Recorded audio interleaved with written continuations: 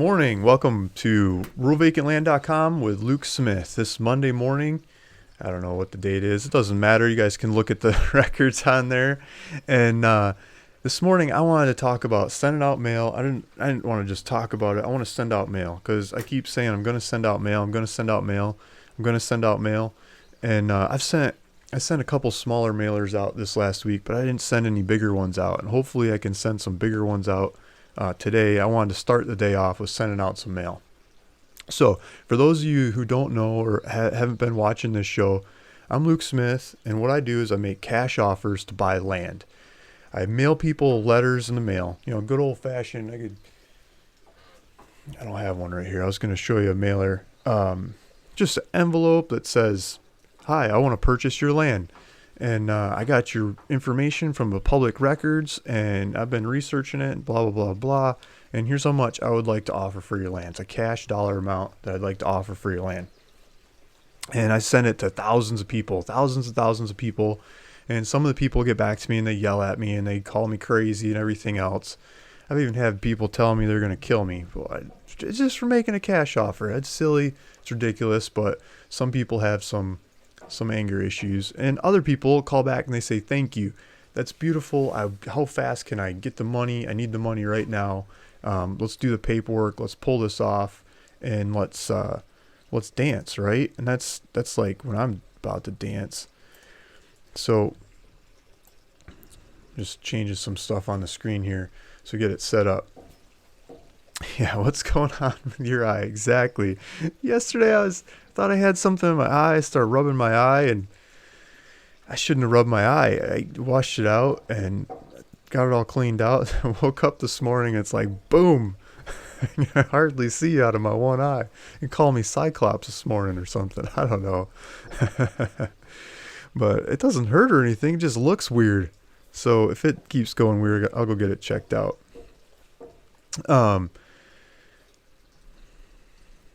See, I get someone. See, Sandra Gatter says, "Hi Luke, is there where I can something? Please call me earliest convenience." So I gotta take some notes. Call Sandra Gatter.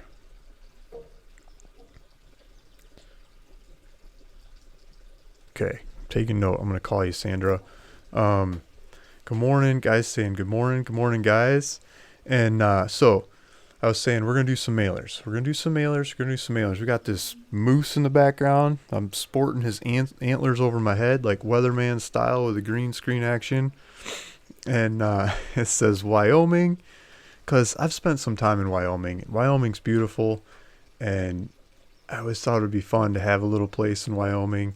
There's no such thing as little in Wyoming, right?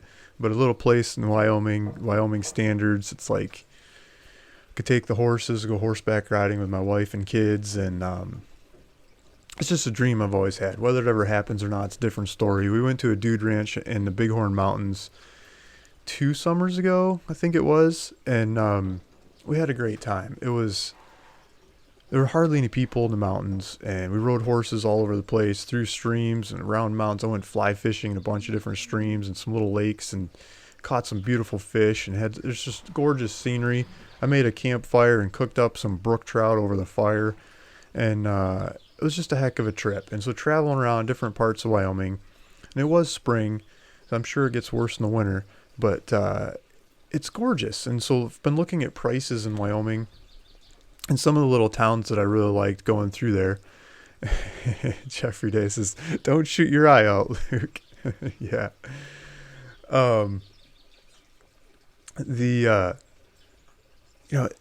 It's just beautiful scenery from the Bighorn Mountains, which I love because there's less people, to Yellowstone, which is crazy amazing. If you've never been to Yellowstone, I've been a couple times, and you should go again. I mean, you should just go jump in the car and go to Yellowstone because it's amazing.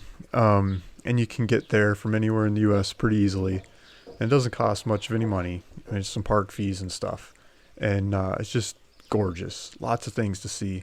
Lots of animals like this moose here in the background. I think this is actually Grand Teton National Park, just south of Yellowstone. What I should have done is pull up a map of Wyoming. Let's pull up a county map of Wyoming. And we're going to jump into this mailer. So you know me, I love presenting land, but we got to have some land to present. There's a bunch of land on ruralvacantland.com, and I could go tell you about that all day long. And I love doing that too, but there's not enough time in the day. There's a bunch of properties on there. People are always buying, selling. And then this is how we get new ones. And so by me showing you how we get new ones, I think we gain a lot of trust, because people ask, why is it so cheap? Why is this the cheapest land in the area? How can I buy it from you? What's wrong? Something's wrong. So if you watch these videos, you start seeing how I get these properties, and then you stop asking what's wrong and why is it so cheap, and you just start buying the properties, right? So it's a different sales technique through education, and I think it works a lot better. That's how I like to buy stuff, is people that teach. So I'm teaching. So here's a map. Let's get so the Bighorn Mountains are, here's Bighorn County, this yellow one up here. Bighorn Mountains are kind of, I think this squiggly line is the backtop, is the kind of the ridge of mountains. So one side over here, you've got Johnson County with Buffalo, Wyoming. You got Sheridan County up here with the little town of Sheridan. Bought a fishing license there one time. Bighorn Mountains, you've got like it's a cute little town my wife and I loved called Ten Sleep. The name comes from you hike 10 days, 10 different sleeps to get there, I think is what it was. It's Indian name, Ten Sleep.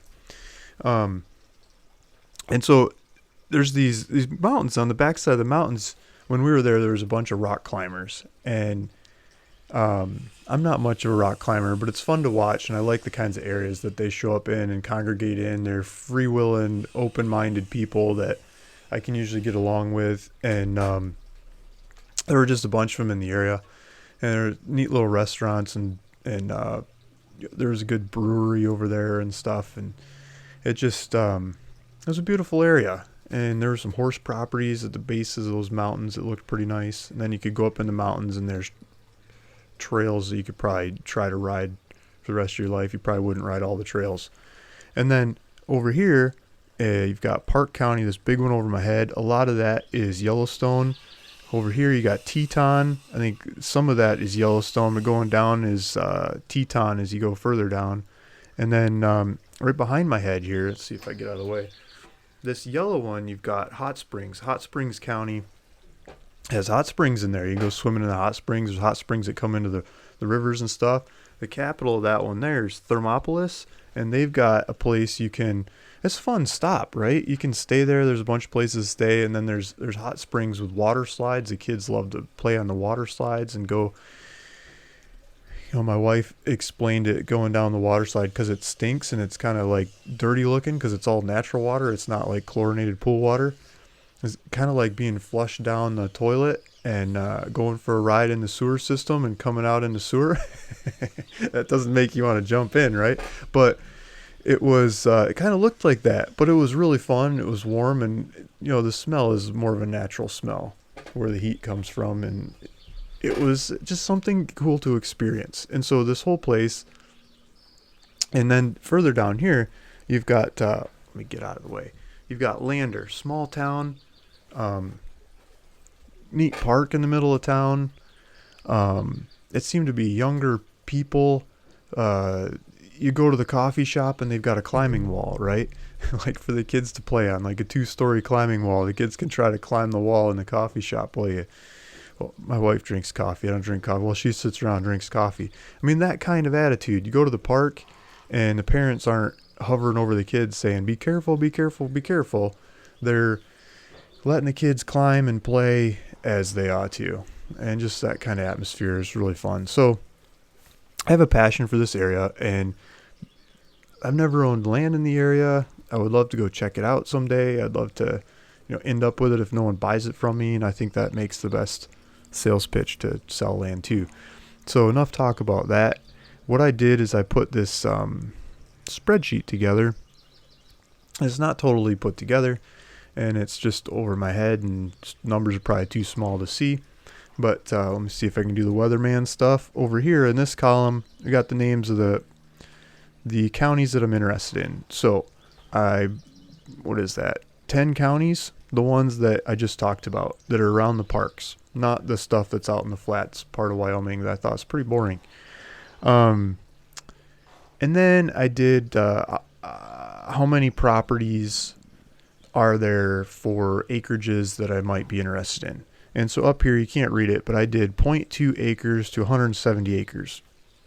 170 acres being 160 acres is a quarter section. So I figure quarter section, I could maybe go up to a quarter section. A lot of the people I talk to in Wyoming measure land in sections. I'm not Daddy Warbucks, and I'm not ready to go start bidding on sections, but smaller tracts of land, we'll see if there are any. So I wanted to know if there are any in those counties. So some of them stick out. Is there weird stuff going on? Is there a couple hundred over here and it's all national park, or is it big ranches and there's no small properties for the normal person, or are there lots of them? And so I got this scattering number of properties here. I mean, Park County seems to have a bunch of properties. That's where Yellowstone is. Lincoln County, that's where Lander is, seems to have a bunch of properties. Fremont County, or maybe it's Fremont's where Lander is. Fremont's where Lander is. Where's Johnson? Johnson's where Buffalo is. Hot Springs didn't have very many properties. I was surprised. So not very many properties in Hot Springs. Bighorn, not very many properties. Wasaki, not very many properties. Johnson, not very many. Sheridan, more of them. And so I didn't fill out this next column totally yet, but I was looking at, okay, how many properties if I take out the ones that are $100 and under taxes? And I was figuring $100 and under taxes takes out the parks, it takes out the properties that are owned by the government, it takes out the, if there's an HOA association in Wyoming. I doubt Wyoming's that kind of crowd, but if there are a bunch of HOA properties, like the land in between the houses and stuff, it could take those out. Probably, I'm guessing. And then just clean up, make it like people that I can actually make offers to. And, I was messing around with that, and it didn't seem to make a dent in some of these counties. And but I did Park County and Teton County, which are really expensive, where Yellowstone and Jackson Hole, Wyoming is. So I took out the ones that are this next column. I started sorting by the same counties, but I started taking out the ones where they have taxes over $2,000. And I said $2,000 because I don't really want to pay a $2,000 tax bill, let alone a $10,000 tax bill or something. It seems to be a lot for me. And so if they got those kinds of high taxes on the properties, they're probably pretty fancy. Something's going on there. And I don't, that's not really my game. So I boiled that down. And the one that I marked in red up here is Teton County. So it went from 5,600 properties to 236 properties when I took out all the properties that have over $2,000 a year taxes. And if I go and look at the market, so I learned that, do scrubbing the data. So then, I looked at the market. Let's pull up realtor.com. You could pull up whatever real estate website you want, but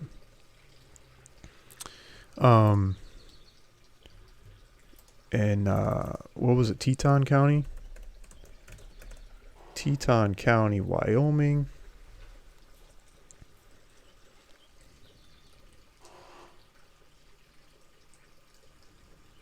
Let's make sure I have it as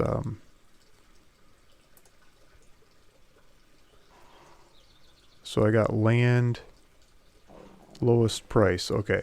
So up in the north of this county, you've got Yellowstone. This is Yellowstone Lake. I mean, this is the main Yellowstone, the heart of Yellowstone right here. Well, maybe there's some campgrounds up north that are missing, but then as you go down, eventually you get to Jackson, because it's like just totally surrounded by park all over the place, right? It's jammed in there. There's not much of any land available. You've got Jackson, and you got crazy prices, just crazy prices in here.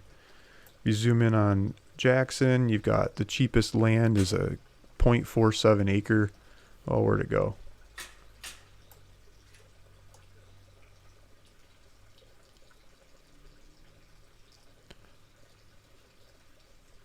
Yeah, so the cheapest land is 0.47 acres for $549,000. It's like, oh man. It looks like there's a little stream in the background. And it's pending. It's pending, guys. $549,000. Like, I don't even know if I want to play that game. It's just a house lot. It's just it's stupid prices. I mean, yeah, I could go offer Luke prices in there and try to get something cheaper, but I mean, the market's just ridiculous over there. So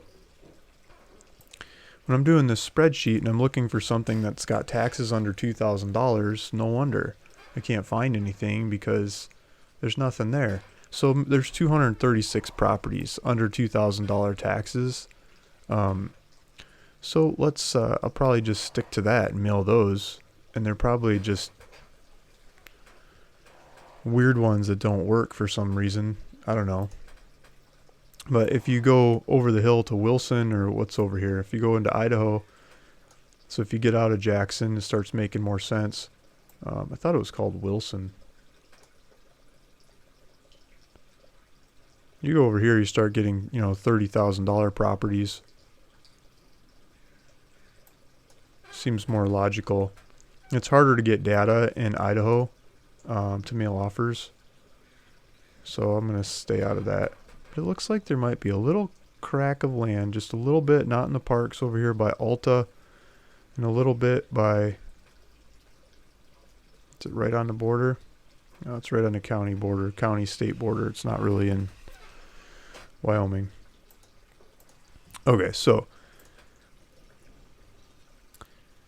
Teton is, I'm still going to mail like the 200 records there, but I mean, chances of getting something are, I think, really slim. And so with that kind of realization, as I'm looking at the data, I start digging a little bit deeper. And so I got this red chunk over my head. I'm going to try to explain it because this screen's really boring to look at, right? Let's see if I can get out of the way. There we go. So this red chunk, I got, I'm looking for the cheapest land. So I wrote the word cheap up here, and I'm like figuring out the cheapest properties in the area. And I've done this in numerous areas trying to figure out what to mail offers to and stuff. But this is one that I just did in Wyoming. So I just put cheap up here. And then Park County, I found one that's $9,000 for a quarter acre. That's pretty cheap. Teton County, at the time, I did this a couple days ago, I found 1.1 acres for $119,000. That's a lot cheaper than the $500,000 one I just saw looking on realtor.com. Maybe, I don't remember what website it was, but I searched around a bunch. Lincoln County, 0.3 acres for $10,000. Sublet County or Sublute, I don't know how to say it, county, there's $6,500 for 3/4 of an acre. Fremont County, 1 acre for $10,000. Hot Springs County, quarter acre for $20,000. Bighorn County, 0.4 acres for $10,500. And so I'm looking at these and I'm thinking, so these red ones, I marked them red because I don't think these smaller acreage ones, I don't want to mail the smaller acreage ones in here. I don't think there's enough margin. And so over here, I did 2 acres and up. I changed it. Okay, so what's the cheapest property? 2 acres and up. And so these ones, let's see if I take out the small ones, what happens? In Lincoln County, I got up to $15,000, $22,000 in Sublet County, $14,500 in Fremont, $20,000 in Hot Springs, $15,000 in Bighorn. And these other counties like Wasawaki, Johnson, Sheridan, as you get over there closer to the Bighorn Mountains, there's more properties in some of those counties. maybe not that many more. Let me take that back. There's not as many properties in most of those counties. Maybe that's why the prices are higher. So there's less competition. There's less land on the market. Prices are higher. I think I can mail smaller properties, try to shake out some smaller properties, put them on the market. And then I got bigger properties over here, 10 acres and up. It seemed to be green lights to me on all of them with the prices people are asking for 10 acres and up. So I'm going to at least do 10 acres and up on all these.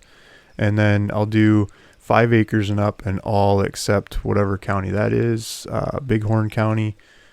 And then 2 acres and up in a couple of the counties, and then the little tiny properties in a couple of the counties, the bigger dollar counties. So that's what I'm thinking. That's what I'm looking at. Okay, so here's the logic. And then I wanted to, concoct these searches. And I think I can put them together in RealQuest because that's what I'm using these days. And take the data, download the data, scrub the data, and mail it. Before I jump into this, let's see if we got some questions going by.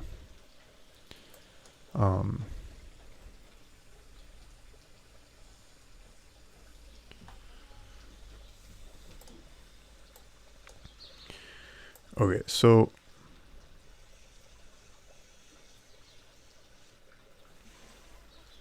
get some eye drops. There we go. Yeah, I gotta get some eye drops.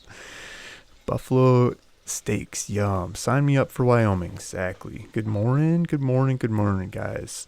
Do you have any land in Florida or this is Thomas Jordan. Do you have any land in Florida where we can place a mobile home or a camper looking to buy it and pay cash?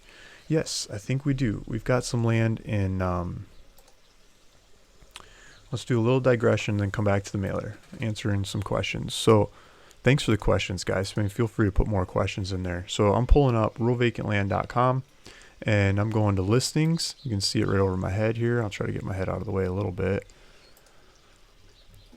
So I'm going to listings for sale, and then location. I'm going to narrow in. I'm going to find Florida. You're asking for anywhere in the state of Florida. You didn't have a really specific Florida, so I'm just going to put the whole state of Florida in there for sale, and then hit go. So we're going to see all the properties that are in Florida for sale. And so right now we've got 2 pages, so at least 10. Let's see how many we got on the next page. Well, that says sold, but I don't know what's going on there. I'll try to get that fixed.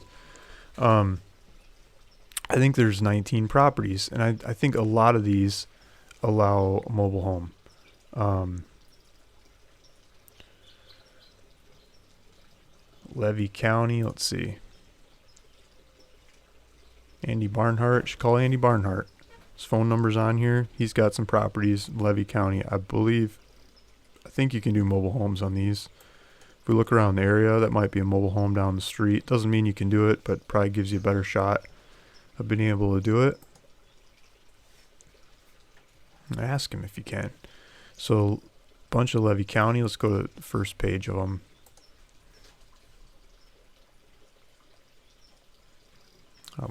Bunch of Levy County right now.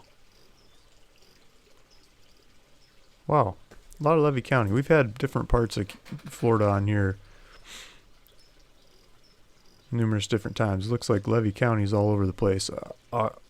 Okaloosa County, Florida, and Glades County, Florida. So we got 3 counties right now. I think this is Walton County. I think all those. Oh, here's Jason Lydiard. I was gonna say all the Jason Lydiard ones. Maybe they're sold, but it looks like he's still got one. He's asking $11,000 for this, and see if I can figure out mobile friendly or not. I mean, it kind of looks like there's one across the street, maybe one down the street. So, possibility of doing it in this area. Looks like you got this is probably your driveway here, driving back to it. There might be an old trailer on there already. Might be an old mobile on the property. So I would look at that one too. So if you look up Florida and Okaloosa County, Florida, 2 acres. Try Jason Lydiard. So there's 2 people you can call. And then what was the other Florida? Andy Barnhart. So Andy Barnhart and Jason Lydiard, their phone numbers are on the website. Really nice, easy guys to talk to. They know more about these properties than I do. And they got buy it now buttons. You can pay cash and buy the thing and start using it the same day. And ask them if you can put mobiles on there. Ask them. Call the county too. Call the county and ask them as well. Ask them what the fees are. Ask them what the paperwork is. Ask them what the timeline is. You need an inspector for anything, like they come out and check stuff. How long does it take?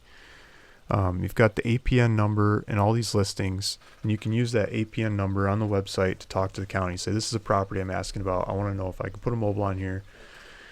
What are the fees? What do I have to do? And they'll tell you. Okay.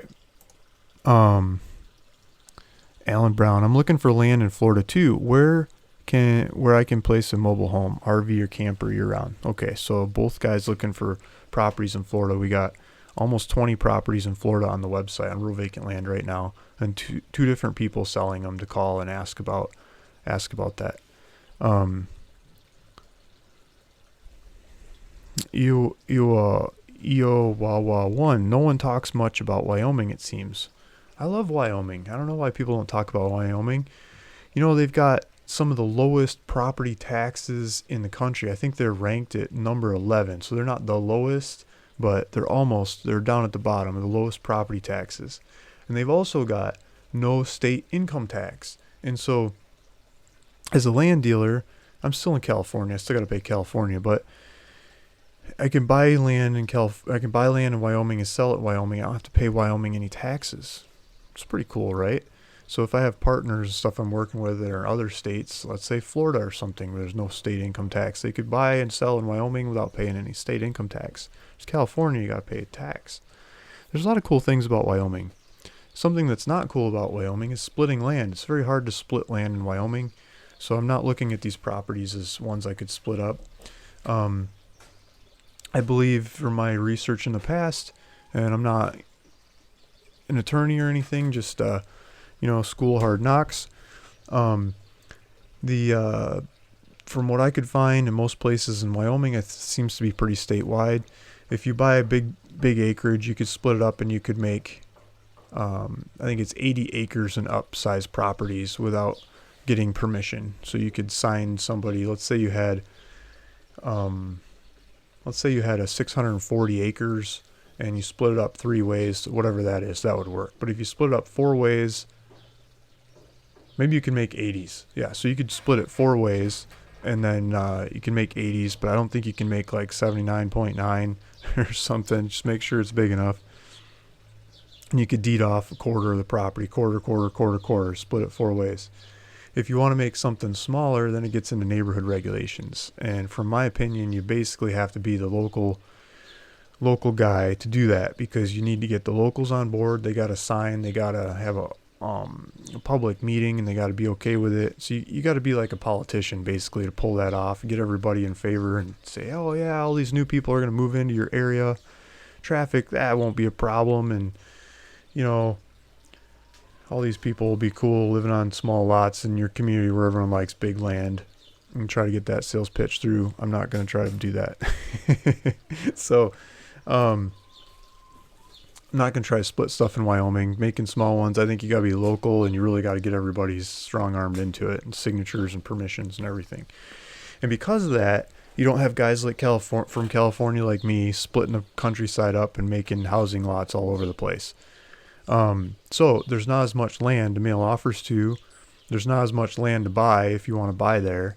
And you got constraint on the market. It's an artificial, regulatory hurdle that's in a unregulated, generally thought of as unregulated place. They've got a really high hurdle for land splitting, and that makes the prices of land higher. It's very expensive to buy land in Wyoming, generally speaking, compared to lots of other places in the U.S. for what you get.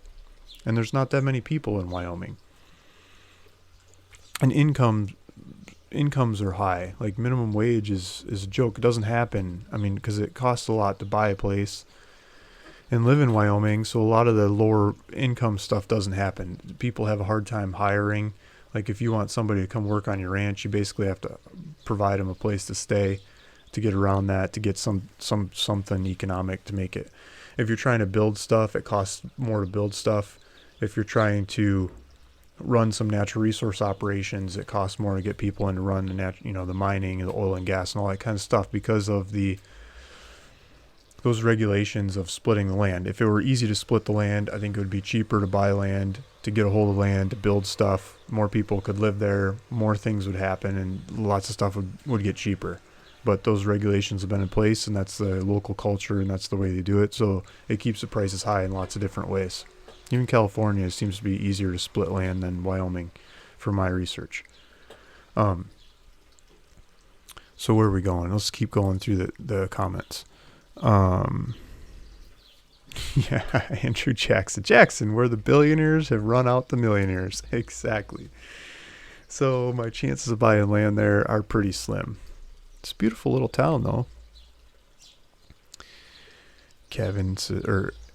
Irvin says, "Good morning, Luke. Sorry I'm late." Yeah, Jackson Hole is a black money hole. Yeah. Jeffrey Day, look on Luke's website for land in Florida. He has 2 pages worth of properties at reasonable prices. Thanks, Jeffrey. Yeah. Alan Brown, looking for an unincorporated land in Florida. Exactly. So we were just talking about Florida a bit. That was filtered properties for sale, Florida. Yeah, so go to Florida and filter the ones that are for sale. Yeah, so Alan's going to check it out. Okay, so we got the comments going by. Okay, so let's go back to the mailer. So I got RealQuest pulled up in the background, and I'm going to give away some mailers towards the end of the show, so somebody can answer a basic question. I'm going to ask a basic question. I'm going to give away some mailers. I've got a bunch of mailers that I've given away. I've sent out some of them. The deals are coming back. I'm working on different deals, trying to make the deals happen, and go for it. I've promised mailers to other people that I haven't sent the mailers out yet, and part of this in the background is me working on sending the mailers out. So I have this comes up with San Diego County automatically for whatever reason. So I want to start with let's start with Park County.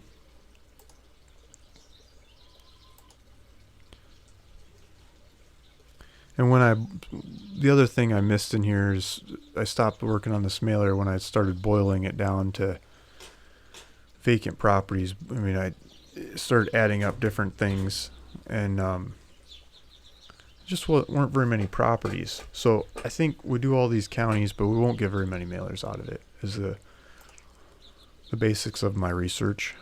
But I'm going to stay positive and see what we end up with, because you never really know until you get there. So, or let's see if I can pull up a saved search.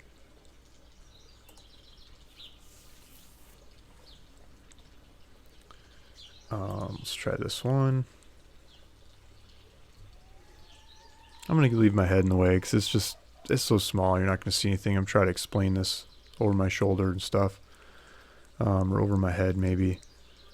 So I've got, I'll knock my head out of the way for now. So I've got this pulled up. Park County, lot acreage, 0.2 through 170 acres. Improved percent is, how do I explain improved percent? So the assessor assesses land, right? And so this data we're getting is from the county, and a lot of it's put together by the assessor. It's the assessor's data, so that they can keep track of who owns what land and how much to put a value on there for taxes. You get a tax bill, how much money did the county spend? Okay, let's divide that up between everybody's properties. The billionaire properties pay more than the mobile home properties, but everybody pays a piece. And so the assessor comes up with those rankings of what properties are valued at. The value is an abstract number. It's not a value of the actual, what you could sell it for or buy it for or whatever.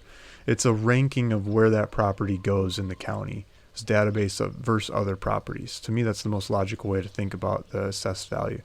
And so that assessed value is further broken down by part of it is the land value and part of it is what's built on the land. So if there's two similar properties right next to each other, theoretically they should have the same assessed value. If one of them's got a house on it and the other doesn't, theoretically they should have different assessed values, but they should have the same land assessed value.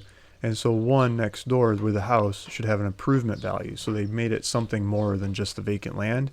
And that improvement is what's being measured in an improvement percent. So let's say it was $1 million property and the house was a $100,000 house. The two properties next to each other would be assessed at $1 million in an ideal world. And then the approved percent or the improved value would be 100,000 with one of the house. And so if you did 100,000 over $1 million, you'd have a 10 or a, almost 10% improved percent. And so what I'm doing here is I'm scrubbing out stuff that's 10%, that's improved up to 10%, because the example I gave you is just phony numbers, but you get the idea with that example, right? So I'm taking the stuff that's not improved or just barely improved, theoretically, that's much more of the land value than whatever's built their value, and making offers on that by saying up to and including 10%. So these are ones that don't have the data, or they have the data and there's nothing built there, not much of anything built there. And then property taxes, I'm scrubbing from $100 to $2,000, just those properties. And land use, I'm doing cabin, residential, rural, SFR. I was doing this on my phone, so the sliding thing wasn't working so well. So let me go to land value. It works a lot better when I'm using a computer like this.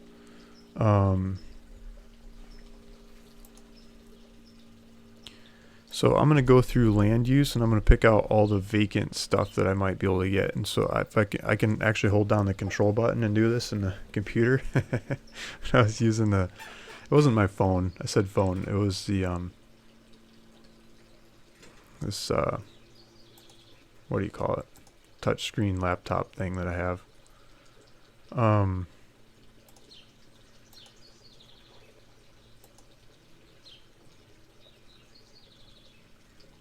So I got vacant land NEC already. I'm scanning through these. I'm not going to try to buy tourist attraction exhibits, timeshare, condo, theater, textile, tennis, telephone, technology. So the county ranks all these properties of what kind of use they could be. And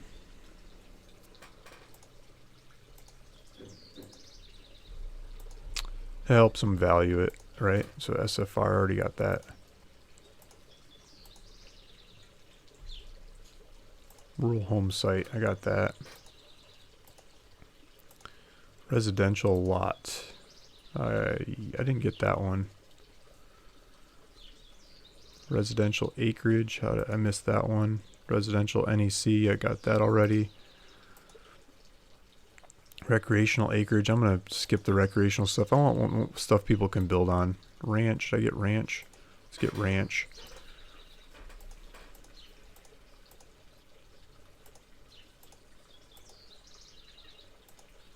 Pasture, I'm going to skip that. Parking, park, paper, packing. Office, I'm skipping. Nursery, nightclub, natural resources. Multifamily, motel, mobile home stuff.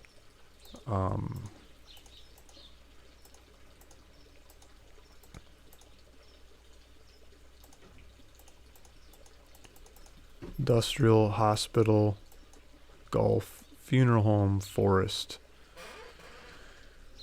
I don't know what the forest is like in Wyoming. I've gotten forest stuff in California. A lot of it's protected. It's probably not protected in Wyoming, but I'm still going to skip it.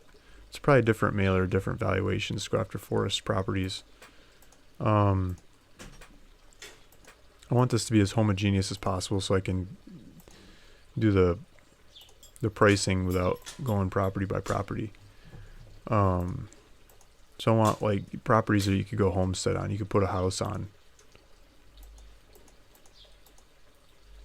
Common area, common land. That's like the, communities. Casino, car wash, cabin. I got cabin, right? Got cabin. Brewery, bar, auto, apartment. Okay.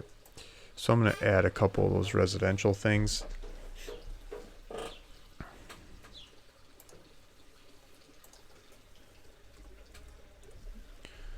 I'm going to save my search and we'll do some statistics on this.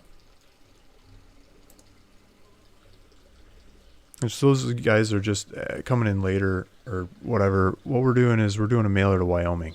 I picked out a couple counties that have more parks or close to parks, areas that I know. I don't know all of Wyoming. I know this area more. And yeah, so going to mail some cash offers. And we scrubbed out some areas that are, I think, going to be either too low price or too high price.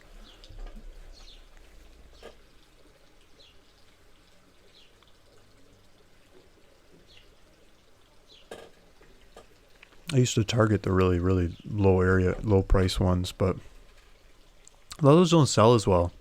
So I'm looking for ones that sell easier. There's more room for people to get a deal on them. It's not like they're saving $500. They're saving $20,000 or $50,000 or something buying from me instead of buying from the realtors.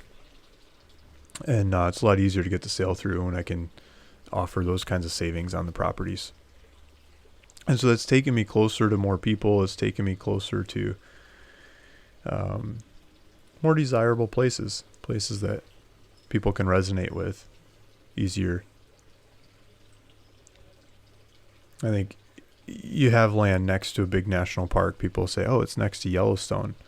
And I've heard of Yellowstone. I know Yellowstone. I visited Yellowstone once as a kid or something like that. It was beautiful. Or they hated it, but they have something to relate to. It makes it easier to sell the land. If it's a place no one's heard of, nothing to relate to, it's a lot harder to sell the land. You don't get as much money for it. There's not as much spread. There's not as much savings that I can pass on either. So 2,266 properties, Park County, and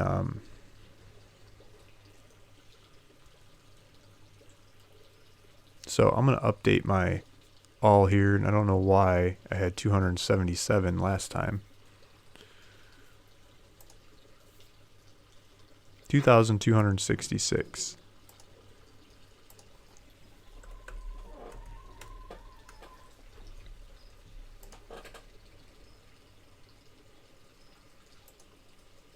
Let me go look at the search criteria on that again, see if I'm missing anything.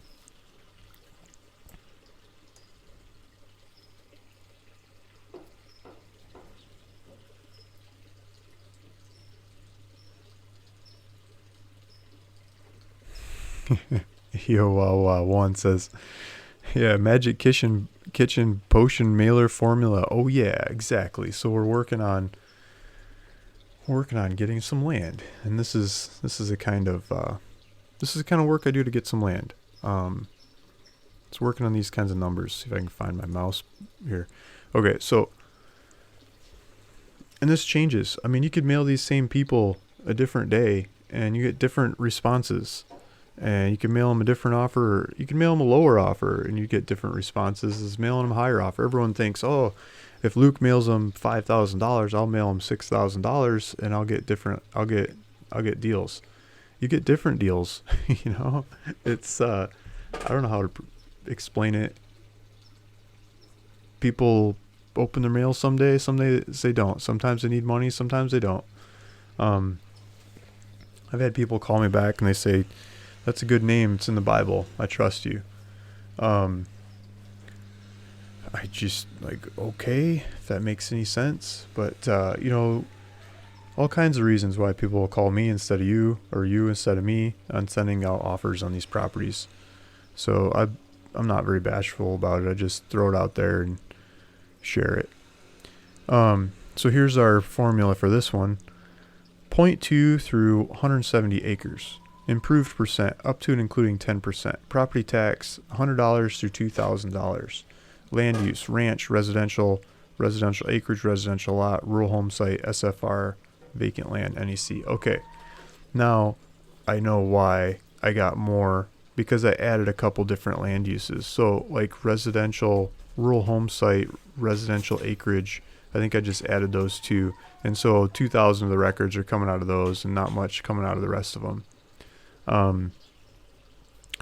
So I think that should be my data set. I think I'm going to do that same. I think I can use that same search criteria, change the county. I could fill out these numbers here, and I could change the numbers for these ones where I'm going to do bigger acreage and see how many records we get. And then I can come back and I can pull them. So I'm going to save this as park.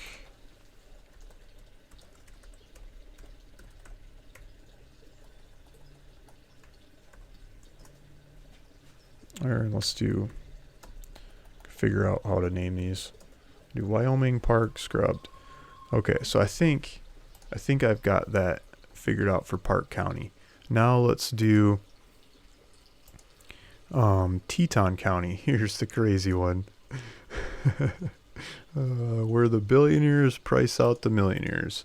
Yeah, exactly.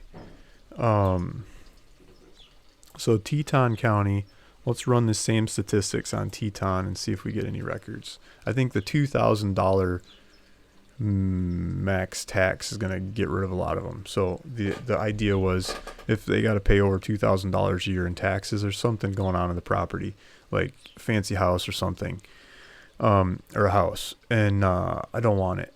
But in Teton County, because there's so few properties and the prices are so crazy, there's probably land there. People are paying more than $2,000 a year taxes just to sit on some vacant land. Maybe those people are quite motivated to sell. I don't know. We'll see. So if you stick around towards the end of this, I'll give away some mailers. Or if you're watching the recorded version, you can fast forward through some of this stuff. This is how I do mailers. It's iterations going back and forth, back and forth. It takes a lot of time.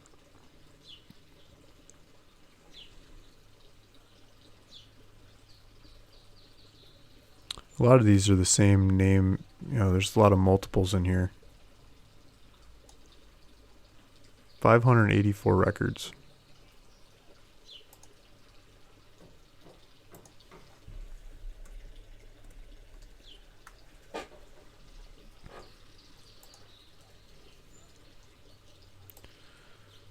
There's a whole bunch of them. Carver Creek Ranch, Trails End Ranch,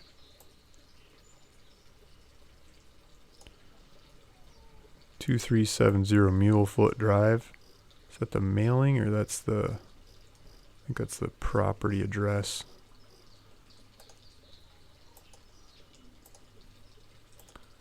Let's just do a spot check, see what kind of stuff's coming up. So this software that I'm pulling up, or this website that I'm pulling up, is called Agent Pro 24/7. I get this software through, I also have Title Pro 24/7. I get Title Pro, which is the same thing. I get that through Land Academy. I get Agent Pro through an old subscription I bought before Land Academy that was grandfathered in at some stupid cheap prices. I think they're charging a lot more now. But I keep using this because like the add-on stuff you buy along the way is cheaper here than with the one that I get through Land Academy. But if you sign up to Land Academy, you can get this software to do this kind of stuff. Or you can go sign up for these softwares on your own. I think you'll end up paying more than just going through Land Academy if you do more than one of any of these things. Well, I'm doing the address, and we're in Teton.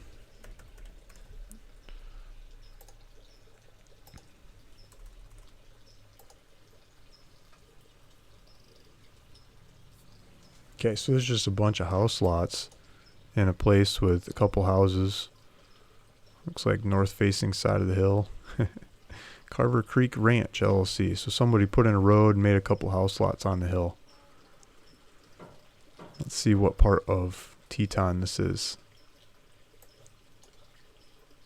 Okay, so it's not in Jackson, I don't think. 'Cause here's Grand Teton. Oh, it's south of Jackson. Okay, so it's south of Jackson up in the hills. So it's not all national forest. That map we were looking at, like the only piece that wasn't national forest was right in this valley. But then some other people got some little enclaves here and there grandfathered in before the parks or whatever. And that's where we're getting these records from. So that could be entertaining to mail cash offers to these things. I'm not sure exactly how much to mail them, but we can do some statistics later and price them if I go that long before I have to go to the bathroom or something and cut the video off. So I got 584 properties in Jackson, and then let's go back. Let's save, or in Teton.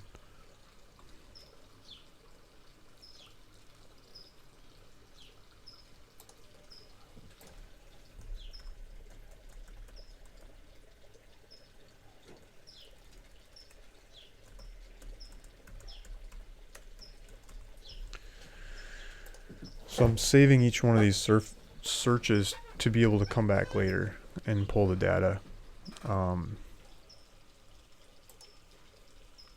So let's try Lincoln County next.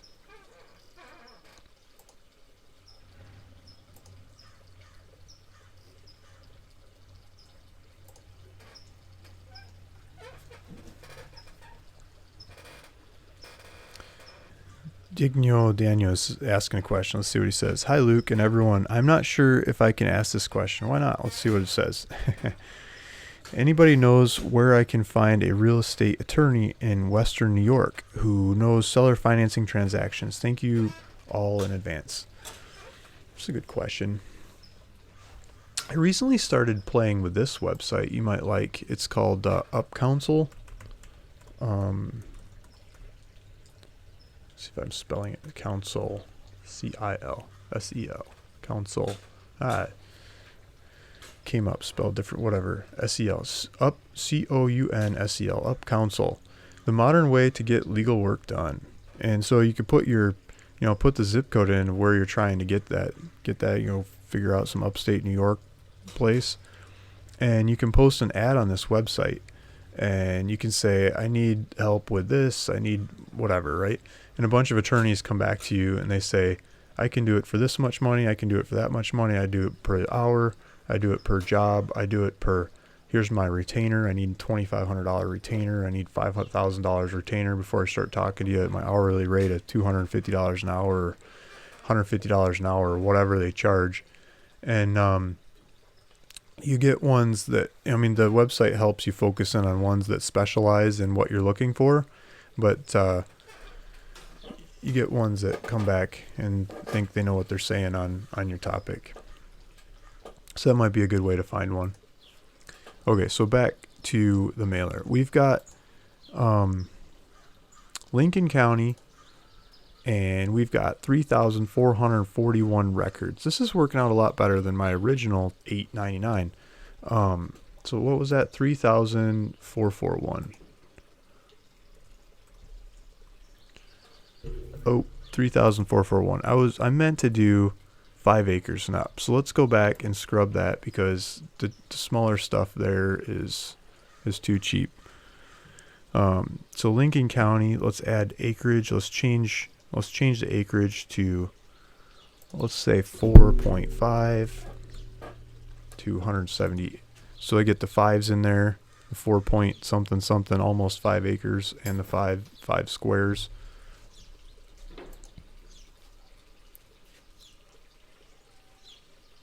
Because the smaller ones in that county are really cheap.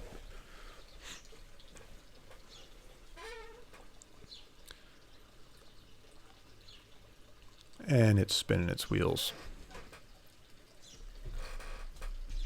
Blake Jones, you're going to go through and price it by APN. Yes, Blake, that's the idea. I'm going to price it by APN. I'm going to sort these by APN. And then the APN, the first part of the APN has the book, usually. Now look at how the APNs are laid out in these counties. But because I've never mailed these counties before, I might get in there and the APN scheme is like way off. But if it's book and page, then I'll do book and page. And then depending on the area and the pricing of the area, if it's really nitty gritty, I'll go down to page and then make a formula based on the size of the property. If there's a pricing scheme that I can see versus the price, 5 acres this price, 10 acres that price, 160 acres some higher price probably, or some price per acre maybe, whatever the formula is. When I look at the market and try to do some fraction of that market price to buy properties cheaper, and then that's the idea. So that got me thinking. That's a good question. I should check and make sure that the APNs in this area make sense for that kind of pricing. So 974 records. So if I take out the little ones, where'd we go? 974.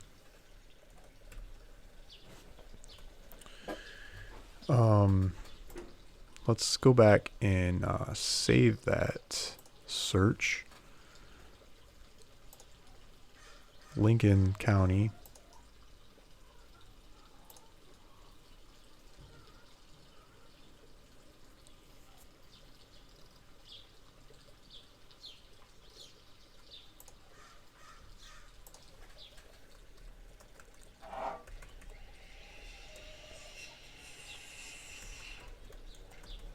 Okay, so I'm saving Lincoln County scrubbed. And now we're going to do the same thing for Sublet County. So let's try this in Sublet County. I'm sure I'm saying that wrong. Sublet County. And let's submit the request. Let's go over here. Let's pull up, what do you think we should do? Jones, maybe? So we're in Teton County. Let's see what their APNs look like. If we pull up Jones, let's see if they have a logical format of APNs in Teton County. Oh, geez, look at that APN. Some long, crazy looking APN. It's another county. Park County. Let's try Park. So when you're asking if I can sort by APN, hopefully it makes sense in this state to do that.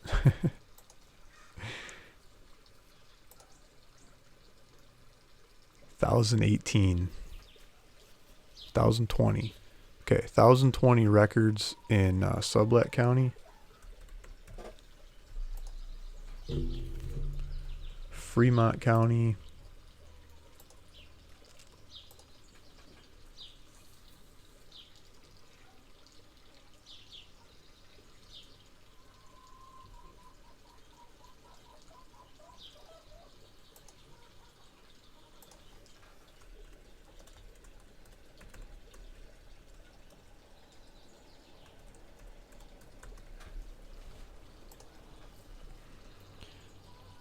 Forget what I'm talking about. Fremont County's up next. Okay. So we got Sublet, got that saved, doing Fremont County. Here's Fremont. It's right in front of me. We'll pull Fremont. Let's mess around with these APNs some more. So we got Park County. Let's do Jones and Park County. See if they got crazy long APN numbers. Yeah, they got the same crazy long APN numbers.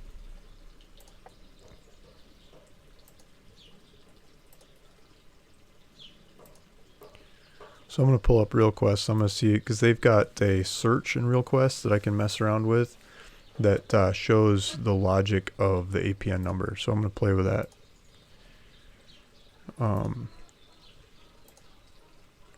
Hopefully I can run it in 2 windows, and one window running doesn't mess up the other one. It might, but we'll be back on track before long.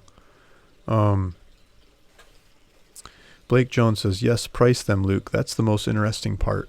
Okay, we might be on this call for a couple hours. If we're going to jump into pricing, it might be the rest of the day. So I logged into one screen, it bumped me out of the other. Sometimes it takes a couple days to price. Okay, so let's do going to put this in here. Here's format. Okay, so I've got RealQuest Pro pulled up, and I've got a custom search, and I've got it narrowed down to assessor parcel number and view format help. So I'm pulling up the view format help, and this has the format. There's the format of the APNs, and lots of times it will tell you like what part of the APN is the book and the page and all that kind of stuff, right? And so I'm pulling it up on here, and it says the format is, it just doesn't make any sense. 100% of it in Fremont County is, it's number, letter, number. Let's try park.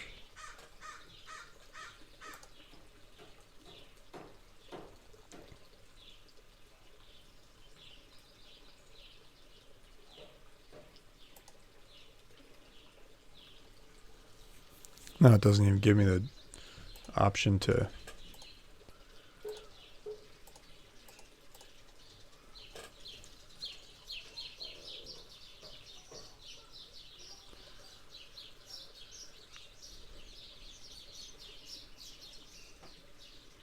So it says you may enter part of the number and the system will automatically search for all parcels beginning with that portion.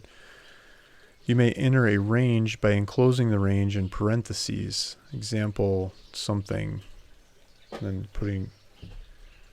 Okay, so, I'm sure I'll figure out a way. This isn't the typical kind of APN that I'm used to in a lot of Western states, where it's like book page, property on that page of maps, and then the split of that property on that page of maps in that book.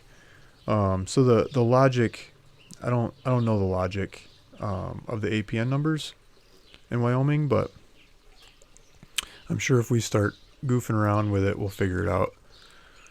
So let's take, here's Court Jones. He's got an APN number 015400910040004. It's a weird number.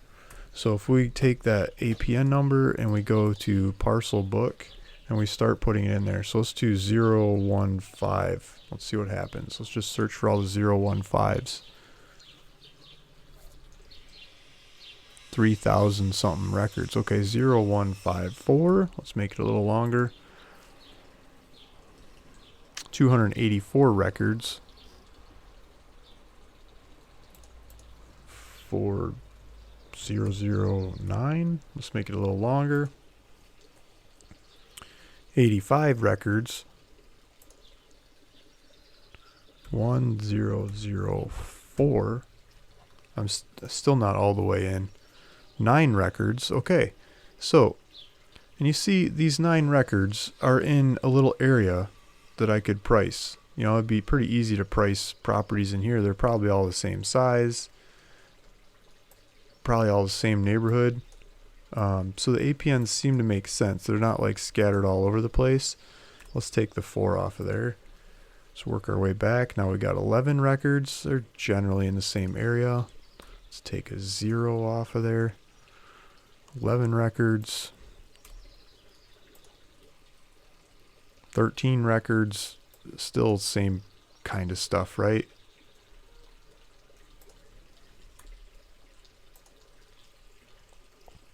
So depending how granular I want to be or not, I don't understand the logic of these numbers, but they seem to be in the same area.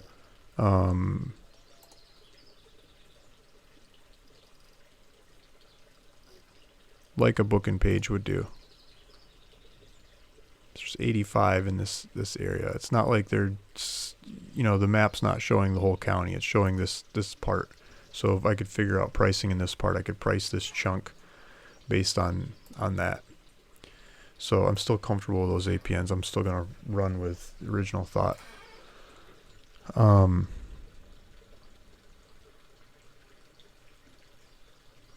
Milan says, "Hey Luke, how's your living situation progressing? I hope you'll find a good rental in the same area. Sorry about losing your rental." Yeah, I lost my rental.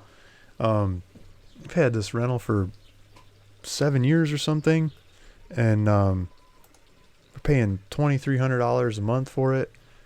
and they put it up for sale. The owner passed on. They put it up for sale. It sold in 48 hours for $2.2 million. Like, how does that make any sense? And it's just no pictures, no tours, anything. The guy that bought it, I mean, the sellers said they had over 400 people interested in the house. 400 people interested in this house. I mean, it's just a little old house, but it's got a nice location, you know? So there's nothing in the area the same kind of pricing. There's nothing in the area that's similar at any kind of pricing that, you know? And I've got another house I just bought. I'm making payments on. It's like I got to get that one sold before I go buy another. So I think we're looking for a rental. We've been looking around the area. There's a couple that I like. I'm trying to close them. It's like, hey, I got good income, credit, rental history, what else do you want, right? And so trying to pull that off. So living situation on the homestead is up in the air right now. I like all these other properties out there. That's why I'm focused on land, right? I'd like to go move out in the country and go for it. My wife doesn't want to. She thought she did. She thought she wanted to. Tried this last house. Didn't work for her. We'll try again later. But for now, I want to be in the same school district, so we don't have much time. I'm just going to find a local rental that works, and we're shopping them. So that's what's happening on the home front. So Fremont County, we got Fremont figured out. I think we do, right? Or is that the one we were working on when we got messed up? Let's go back to retrieve search.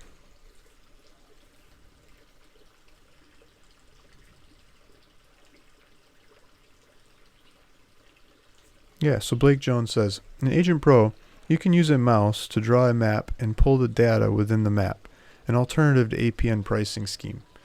Yes, Blake, you can. Can I also put all my criteria in there of what properties I want in that area? I think it gets too complicated. So I've tried to do that in the past and it kind of breaks down because it's too many different search parameters or too much area. Like if I was trying to get properties along that street or in that neighborhood or something, great. But if I just want the vacant ones that have taxes between this and that and, this kind of land use and that kind of land use and stuff and not the others in that area, I think it gets to be too many different things to ask of the system to work coherently. Now, if I'm just trying to get all the land, all the names in the area to like send some advertisements to or something, like, hey, I got some land for sale, you should buy it. I think that works better. But from my experience, I don't think you can do, and correct me if I'm wrong, but I don't think you can put all those kinds of parameters in there with the area that you're picking out. And it limits the amount of area you can cover too. Because it's just, so I'd be doing little by little by little, even if I can get all those parameters in there. So I got sublet saved. I don't have Fremont saved. Let's pull Fremont again, make sure I got the right numbers because I'm talking and I forgot if I got the right number in there or not. It looks like it, but I'm not sure. Blake Jones, the pricing is the gold. Yeah. Blake Jones says, I'll hang with you all day. Okay, let's work on pricing. That's what I love to do. I'm glad we got some people interested. Open one screen in incognito mode so you don't get bumped out. There you go. That's the way to do it. $1,020 records. It's because of the size parameters. Those are old numbers. 1,020. Didn't cut off that many, the bottom end. Okay, Hot Springs County. Let's go back and let's save this thing. Fremont County. Oh, come on.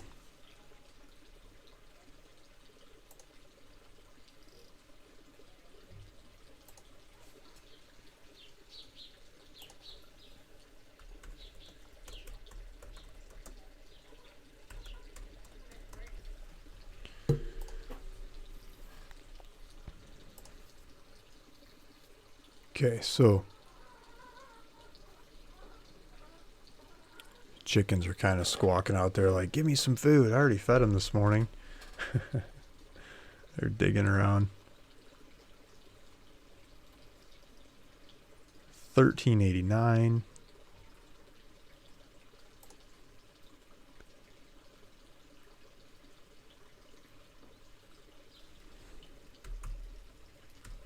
What am I doing? I didn't save. I did save Fremont. Now I change it. How's it different every time? Now Fremont's 1389. Let's go study that search. Did I get the wrong something? So I want it to have the size 5 acres and up. Okay, up to.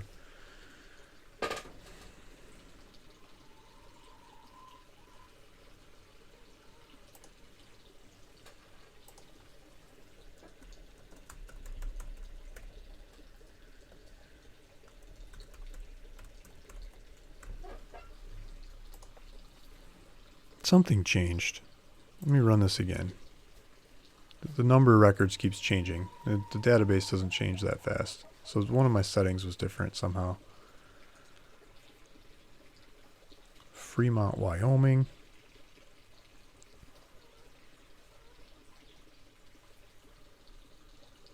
$13.89. Okay. $13.89. Okay. We'll leave it at that. Bighorn's coming up next. Come on, Bighorn. Okay, so let's go to start a new search. Let's change it to Bighorn. This thing's just slow. It's like, come on, come on, come on.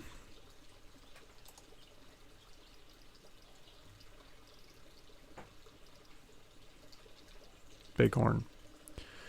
If I could do my alphabet, I'd know it's at the beginning of the list, right?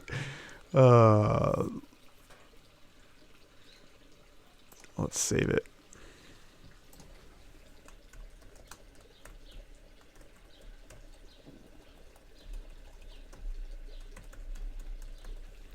And I got the right size in there, yeah. So I'm still skipping the smaller, well, I'm skipping a lot of smaller ones. I'm going 10 acres. Let's do 9 acres and up on this.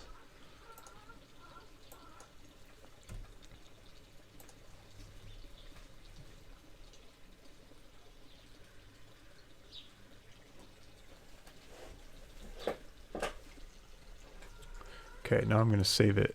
So Wyoming Bighorn scrubbed. I got 9 acres through 170 acres because the 5 acres in that county are kind of cheaper. Then I want to go make a market in.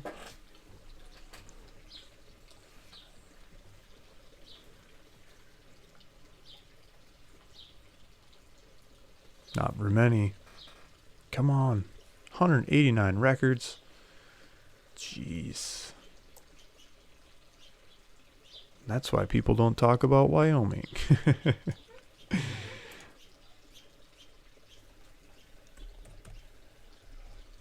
Only takes one though, right? Okay, Washahaki. However you say it. Wasawaki. I gotta spell it. Definitely not gonna get it spelled right.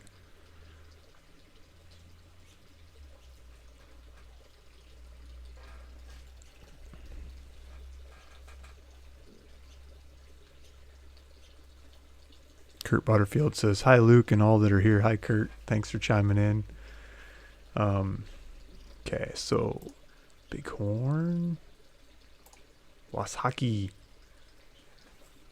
Wyoming, Wasaki. Let's see, 9 through, we're dropping the size down, right? So we're gonna go from 0.2 to whatever. Get the quarter acres. I'm gonna get the, let's get rid of the old one. Little tiny house lots to little tiny ranches, quarter section ranchettes. Wyoming standards, that's a ranchette. How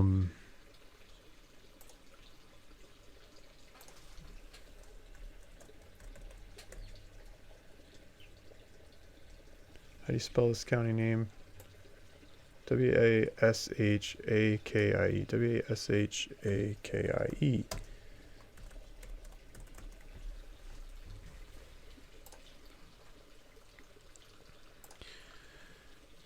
How many you think, guys?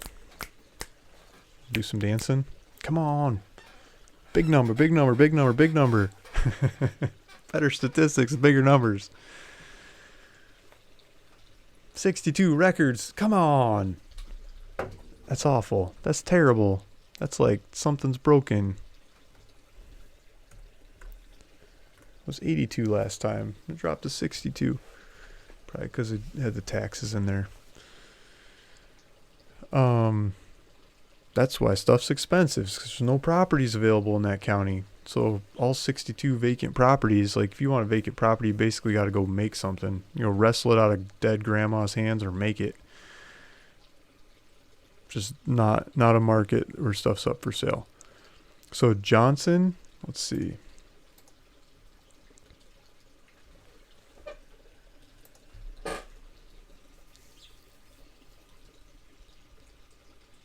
There's so much land in Wyoming too. It's amazing how just like constrained it is. It's the same thing with Yukon, like the Yukon province of Canada. Like if you go look at the market in Yukon, not that you're gonna go buy land in the Yukon. I don't know who wants to do that, but it's a beautiful country. I mean, just gorgeous. The weather has something to be said for it. But when you're there in the summer, and before the leaves turn in like August, it's beautiful. And a lot of it's owned by the government. And you go to town and everybody lives like really close together, right next to each other in the middle of town. You got all this beautiful countryside all over the place in every direction. Everyone just piles on top of each other in town. It's like, what's going on? Why? Why don't you live on one of these awesome rivers and mountains and countryside stuff? Well, part of it's because of the snow. But the other part of it is because it's all owned by the government. And so the prices have gone sky high for what little bits of land you can get that's not owned by the government. Same kind of thing here in Wyoming. Or, you know, government or mega ranchers. Wasaki, 9 through...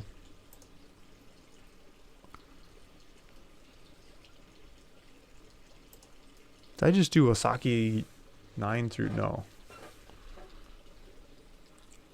So I got to change this Johnson and Point. So when I go back, it doesn't always have it saved. But I think the version I have has 9 acres on the previous one. So Point 2, and we're going for Johnson County.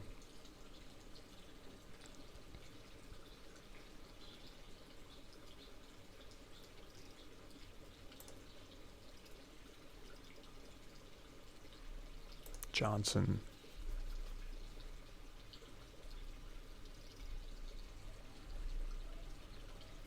Okay. I think we got all the same searches. I'm going to save this thing. I don't know. My head's in the way. Do you guys really... You can't see it. You probably get more out of my explanations, but I'm saving it.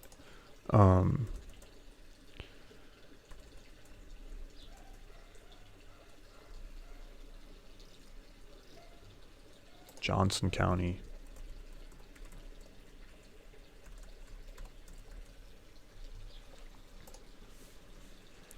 Let's hit submit request. Let's find our map. Where's Johnson County? Okay, so Johnson County's got Buffalo in it. That should be more stuff to look at, right?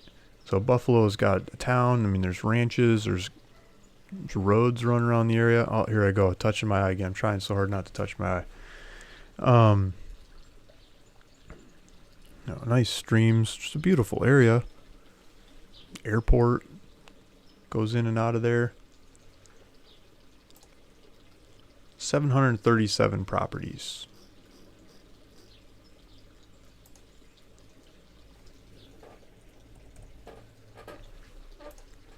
Okay, Sheridan County. So Sheridan is this one up here.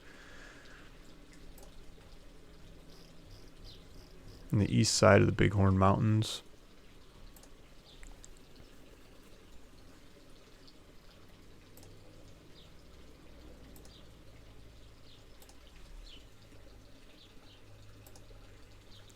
Sheridan. So we got the massive size spread.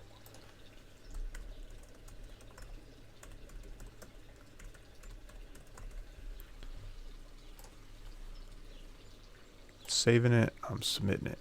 Let's see what we got. Come on, come on, come on, come on. Give me some records. Wow, lots of them, right? Blake Jones saying, you can do that in Agent Pro. At least it's worked for me. So he's putting all the search terms in there, and he's drawing a circle around the area. That's pretty cool.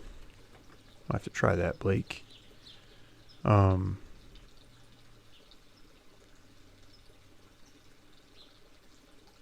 Milan says, I'm trying to get my wife to move to the country too. She doesn't want to hear about it either. My wife has horses. She has horses, and she loves her horses. We moved to this horse property for Christmas this last year, right? I even had it in the show a little bit, in the background and stuff. Proud of that property. She picked it out, and it took a couple weeks. She's like, not gonna happen. Got to move back. Got her old place back. 1336 in Sheridan.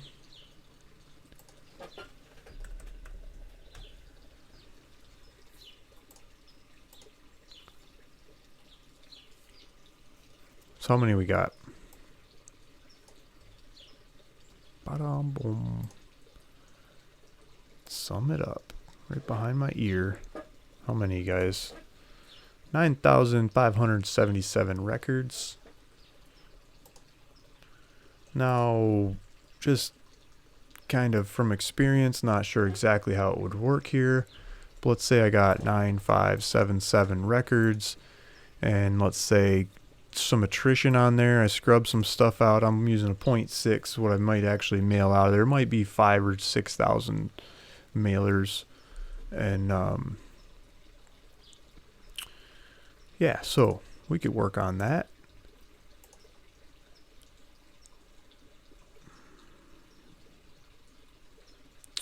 I was wondering if I could scrape this one part out. In Lincoln County, there's a neighborhood that I didn't like called Star Valley Ranch. Seemed like it had a bunch of cheap stuff in it. Let's pull up Lincoln County, see if I can try to scrub out that before I start buying data. Well, let's go Realtor.com. I'm playing with Realtor.com today. Sometimes I use Zillow, sometimes I use others. Sometimes I go back and forth a lot.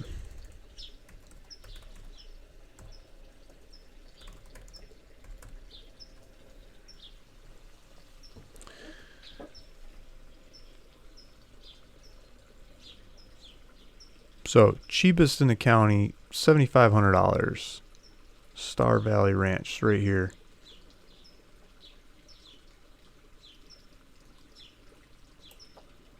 It's where the most stuff's for sale.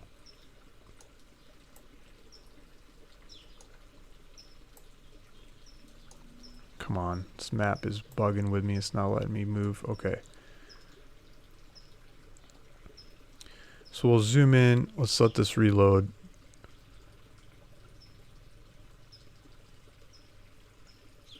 .3 acres, 0.57 acres, 0.61, 0.66. What I'm looking for is something bigger, because what we did is we scrubbed the smalls out. So Lincoln County, 0.3. We got 5 acres. So we're doing 4.5 acres and up. And so let's see if we can do size. Let's see if we can scrub for size. More filters, lot size, minimum. Let's do 2 acres and up. And then let's see if there's anything left. Okay, there's hardly anything left. Here's this one that's probably a data error or something. 129, this is probably it right here. 4.5 acres. Star Valley Ranch, asking 129,000.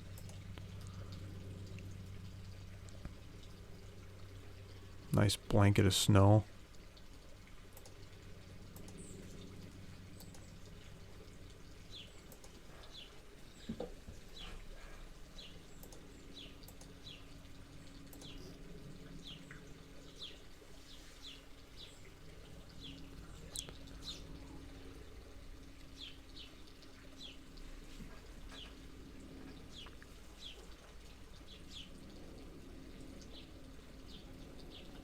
This is near there, but they're saying it's something else.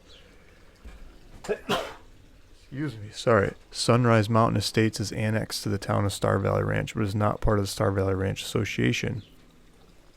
No transfer fees or HOA fees. The road is maintained. Okay. So I think these bigger acreage in the area, it's not part of the HOA. It's not part of the broken looking neighborhood that's charging fees. They're making up rules in a place people like to move to get away from rules.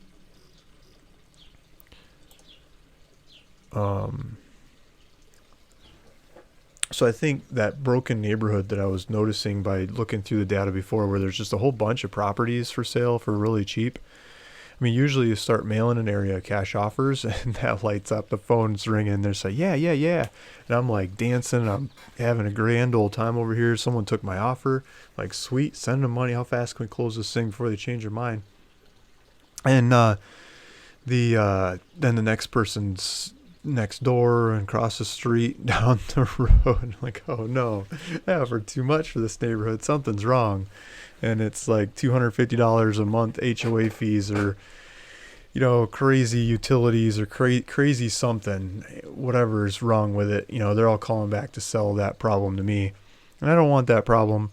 So I would rather just not have those calls in the first place. So if you can scrub them out ahead of time, that's pretty cool. And I think it kind of happened with this mailer.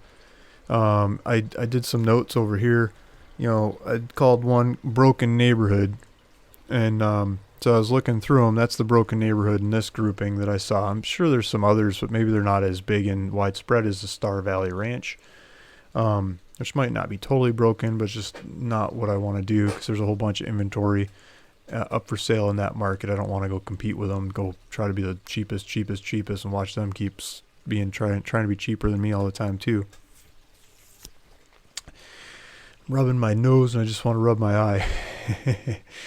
But I've tried really hard not to rub my eye. And so this pricing scheme over my head here, well, this hand here, I knocked out the cheapness, the weird stuff over there. And it just so happened the cheap weird stuff is that broken neighborhood. So by default of scrubbing out this weird stuff, I scrubbed out this broken neighborhood and others that may be in here too. Like this, lots of cheap stuff, even the bigger, there might be a 5-acre neighborhood that's kind of wonky, weird, cheap over there too. So I scrubbed some of that stuff out because I've bought a lot of those in the past, and they're the hardest to sell. They take forever. They take 500 phone calls instead of 2 phone calls to get them sold. And I spent a lot of time doing research and trying to offset the problems of those neighborhoods with whatever I can do, like crazy owner financing for the rest of forever, make it really easy for people to buy it.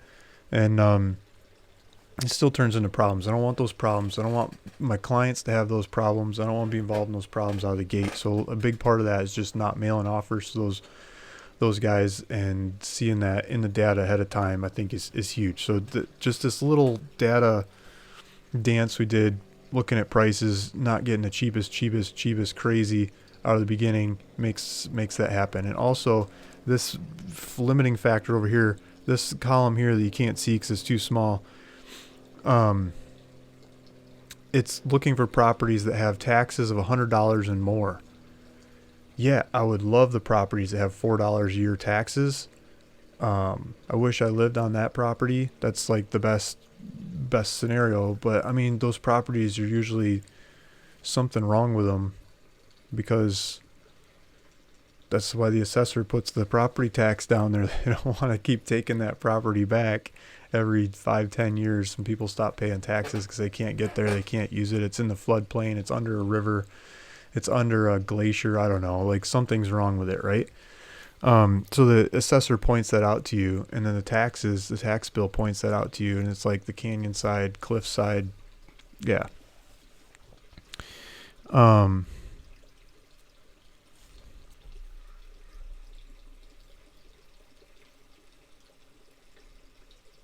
Blake Jones says, I'll put some data and screenshot in and email you. Nice. We just test it, Blake, because you got my attention. So, Agent Pro, let's do Teton County. Let's do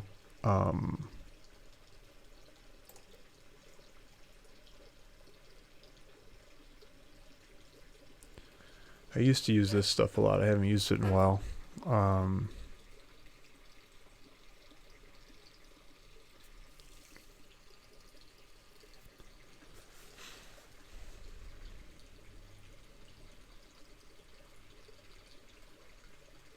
mean, there's property type, but I wanted to do like percent assessed. Here we go. Percent improvement. Let's do greater or equal to 10. And taxes.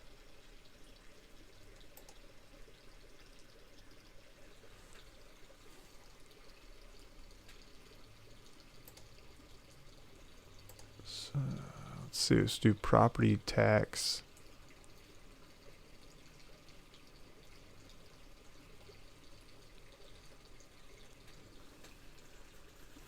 Oh, they got a do not mail list.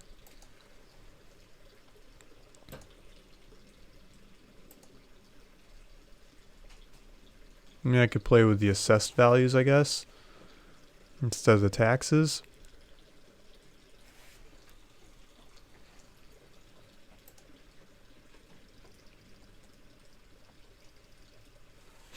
I don't think it lets me play with taxes in here. So I'd have to play with assessed value to do it. So I got a couple criteria in there. Let's do Jackson. Where's Jackson Hole? Jackson, Lake Jackson, Jackson. So let's say I want to do this area. Let's do the pencil.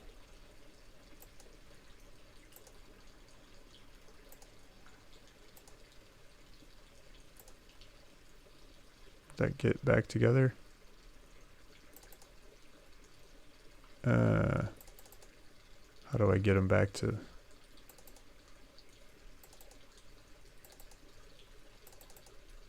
That's like a double click, right? Okay. So I think I got a chunk, and let's view records, see what it says. No properties found. Come on. Maybe I didn't do a big enough area. But I think he's right. You can do the settings in here and highlight it, because I swear I've tried it in the past and I had a hard time with that. There's Jackson down here in Wilson. Maybe I'm still in the park. How do I clear that?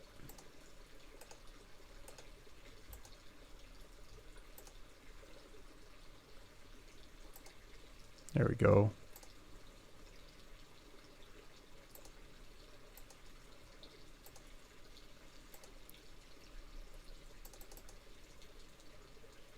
Hopefully, come on.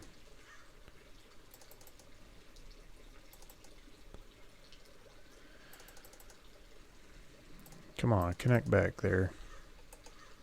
There we go. It's settled. Okay, now let's try view records. I don't know what I'm doing wrong. It's not working for me. Let's keep working on our mailer. I'm sure you're right, Blake. But,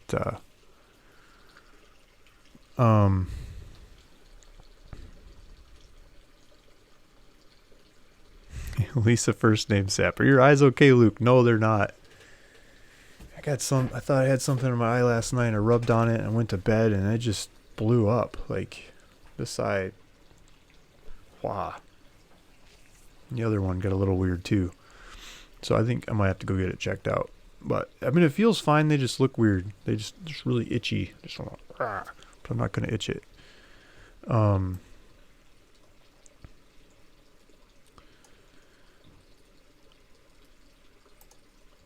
So now we've got a bunch of different stuff searched out in these counties in Wyoming. And I believe the search is saved. Let me make sure I've got them all saved. Sheridan, did I save Sheridan? Hopefully I saved Sheridan.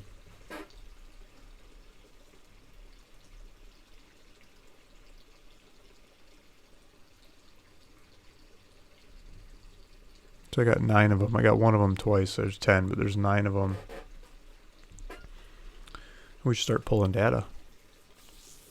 So I'm going to pull Park County. Wonder if I should pull them all and then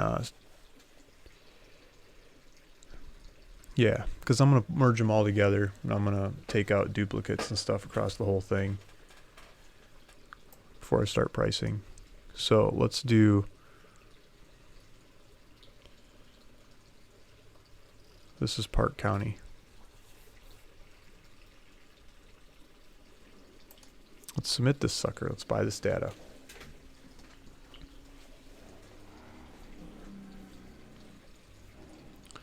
So we're doing that. Matt Gill says, do you have any cheap mountain property in Colorado? That's a good question. Let's take a little digression. Let's go to ruralvacantland.com and we'll go to listings for sale and look at Colorado. Location. We want not California, Colorado. The other seat. Colorado. For sale. A couple counties in there that need to be put in the right state. I'll try to get that fixed. So we've got that can't be right. Colorado for sale. So how many pages Colorado we have? It says 10 pages.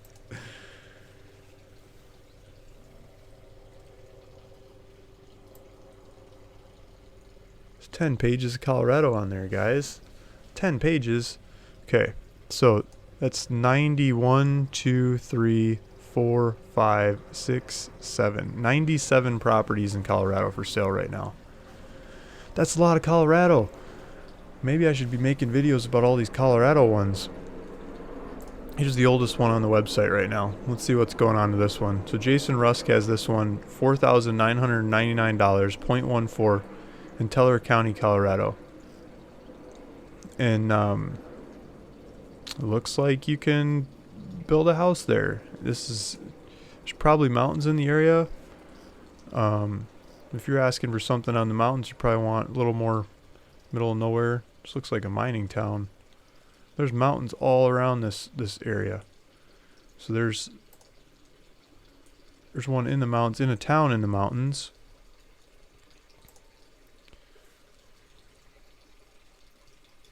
Castilla County. You're going to see mountains in every direction. You're going to see them from all these Castilla County properties. Let's try second oldest page of them. Castilla County. There's a lot of Castilla County. It's a little bit newer ones. There's a lot of Castilla County. Route County. Let's check this one out.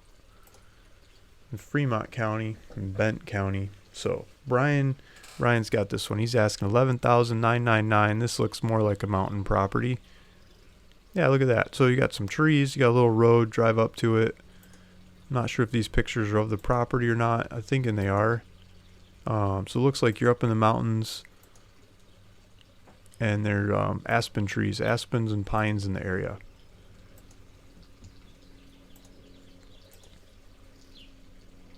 So that's Brian. He's got his picture up there. That must be news. Thanks, Brian, for getting your picture up there if you're seeing that. I'm not going to go through all the properties in Colorado because there's 90, however many. But there's a bunch of them on there to look at. This one looks like it's in the mountains, in the trees. This one looks like you're looking at mountains. Fremont County. Here's Park County. Looks like you got a bunch of trees and mountains. Let's go back to the newest ones. Go to page one. Newest of the newest. There's one, $799 I saw in there. That's a cheap property. Archuleta County. I don't know where that is. Here, Furo County.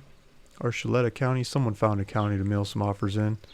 Here's some more mountainous treed properties. Clear Creek County, Colorado. There's a bunch of them on there. So you just got to go through, flip through, and pick out the right one for you. So we're back to the mailer with 2,266 in Park County, Wyoming. 2,266. I'm going to download this sucker. Start paying money.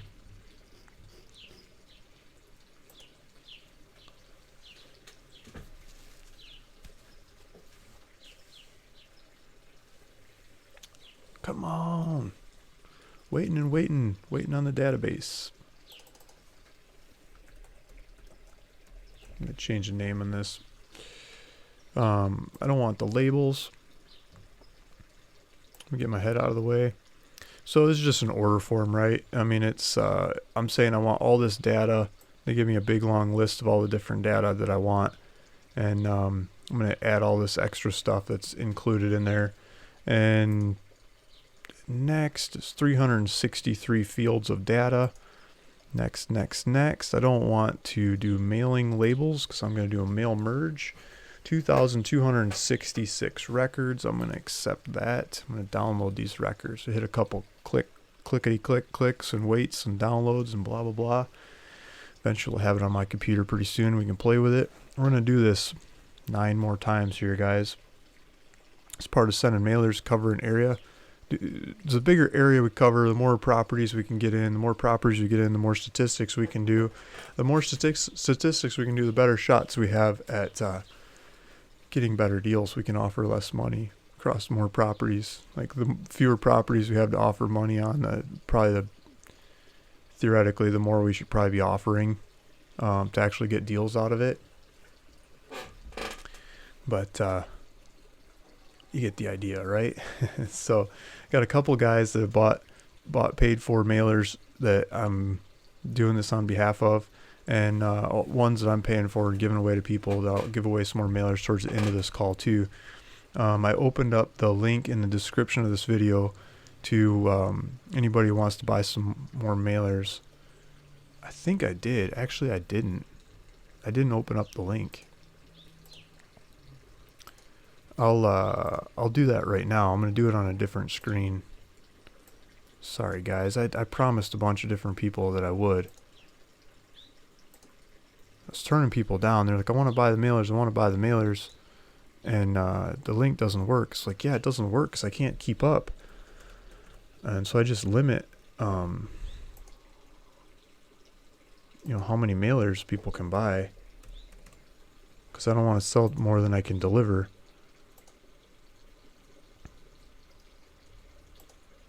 So I'm changing the payment thing right now. It'll be ready here in a minute or two.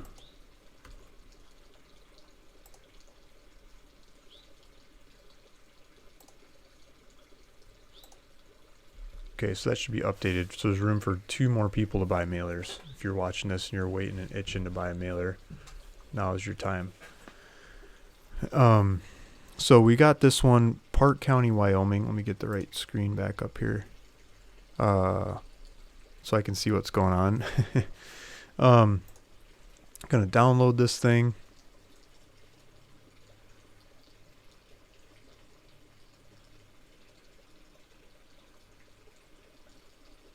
Yeah, I started changing that before the call, and then the phone rang and I got distracted. So I'm gonna download it as CSV.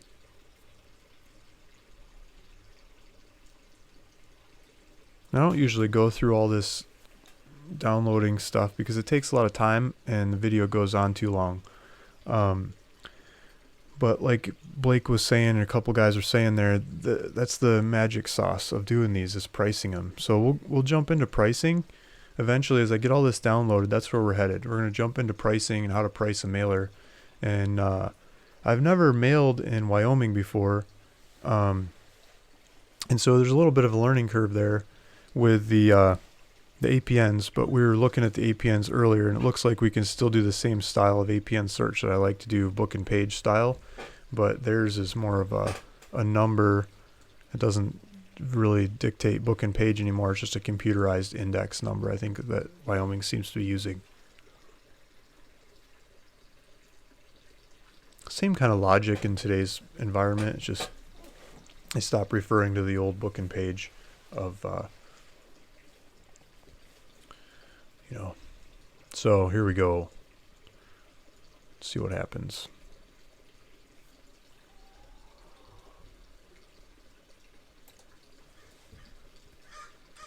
So I'm using LibreOffice because I like LibreOffice.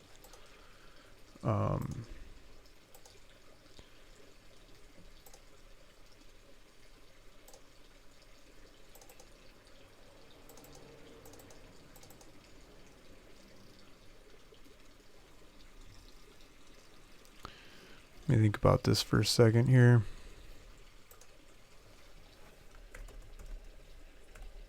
It's going to be week 64.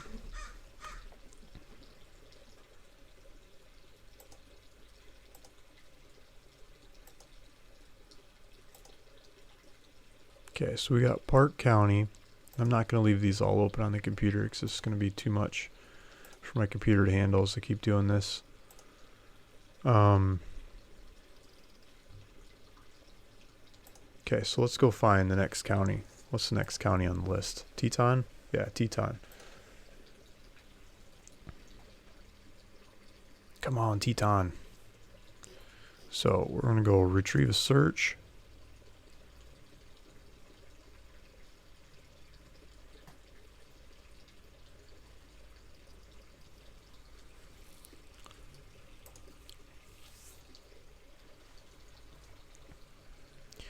You know, I'm gonna let's take a look at that first data set. Make sure there's nothing weird before I pay for more of them.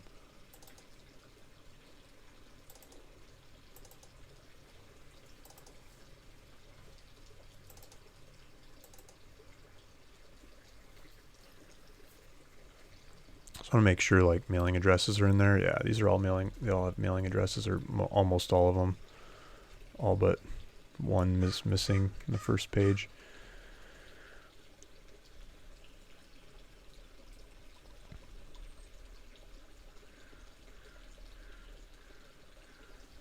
Yeah, they got actual names.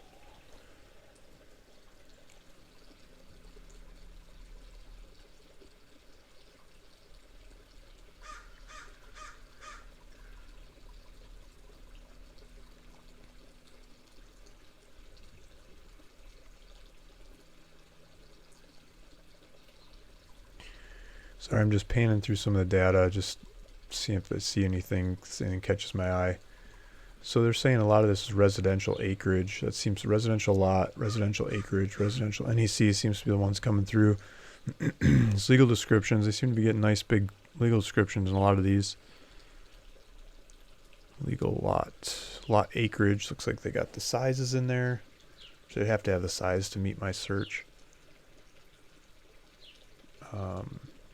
Some of them are in subdivisions.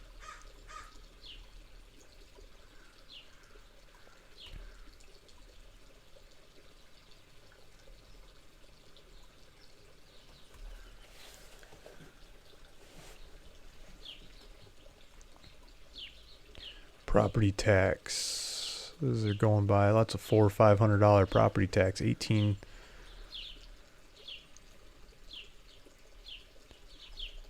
Total values. Let's see. Oh, they even got they got mortgages on some of these. Let's see.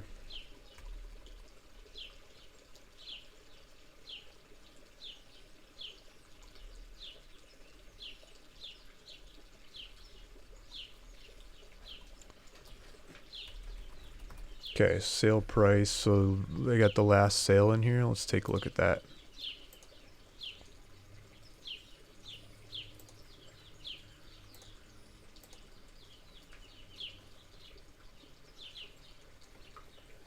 $2017, cheapest one traded $55,625.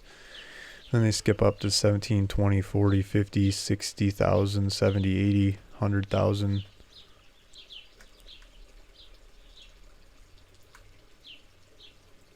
$1.125 million is the most expensive one in there.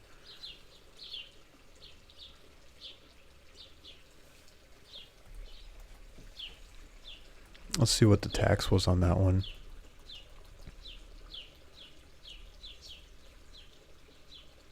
$1 million mortgage.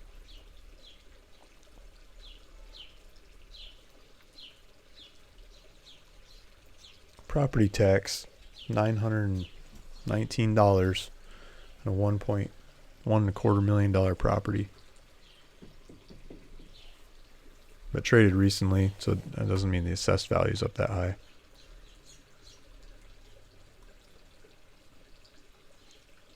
Yeah, the assessor's got the values at 130 grand or something. These others like 15 grand. So they got it standing out higher than the others. Okay, so I'm thinking data is fine with me. Let's keep pulling. So Teton, let's pull Teton. Not that every county is going to be the same throughout the state, but it's not one of the wonky states that steals my data, says you can't mail these people. I'll go buy a whole lot of data and then see that there's no addresses in there to mail. Teton's coming along, 574.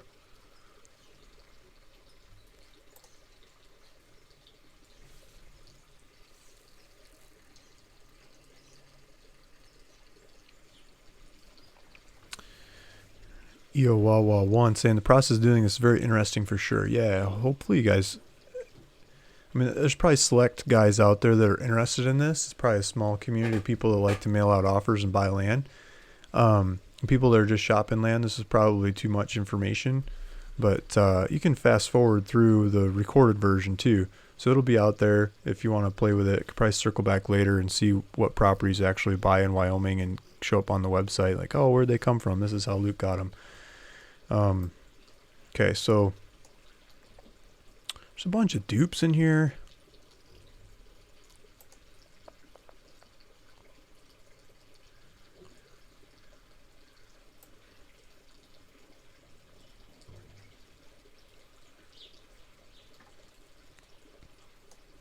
Homeowners Association.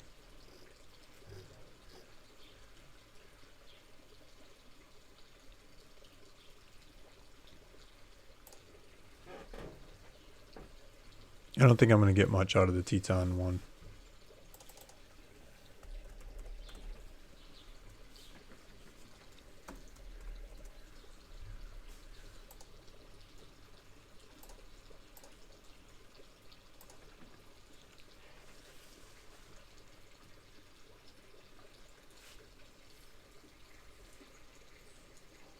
We're going on 2 hours, guys.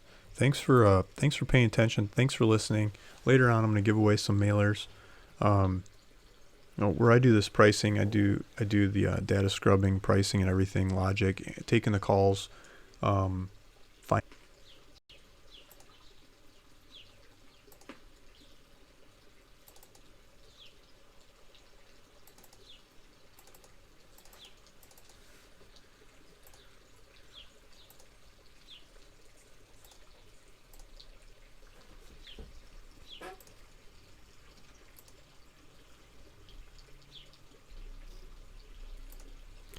Okay, so let's pull up the next county.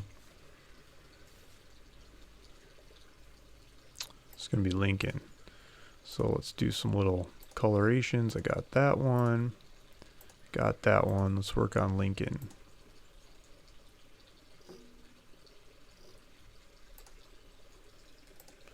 So Lincoln's got the contracted size, so it should be the 4.5 acres on up.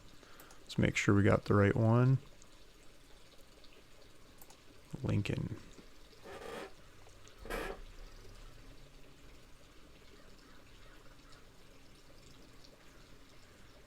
Four and a half acres and up. Percent. Okay. Let's submit the request. Let's download this. Let's just download. Someone might ask, why am I doing multiple downloads? Well, the data is by county, right? So the information is county specific. It's very county specific information. And so I'm getting a data set from each county, and then I'm going to merge these together, and I'm going to make sure that the same guy, if he owns properties in a couple different counties, doesn't get a couple different letters from me. I'm just make him an offer on one of his properties, and then if he wants to sell that one, I'll ask him if he wants to sell the others too. At the same time I'm doing that, I'm getting like weird addresses out of there and stuff that the mail's not going to work for. Or the ones that have the $1 million mortgages, like that one we were just looking at. I'm going to scrub that out. I just bought it for $1.25 million 2 years ago. I'm not gonna mail them my offers.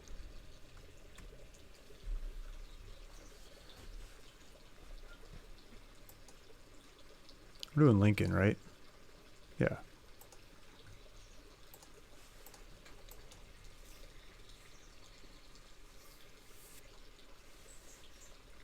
It's downloading. Usually have some pretty fast internet at this house, but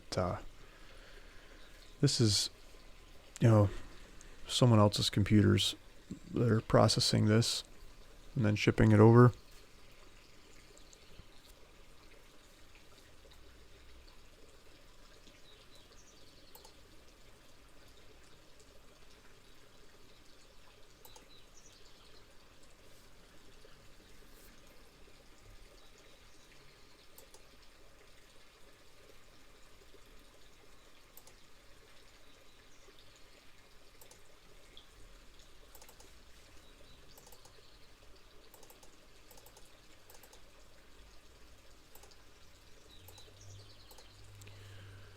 So we got 3 of them. Now we want to do sublet.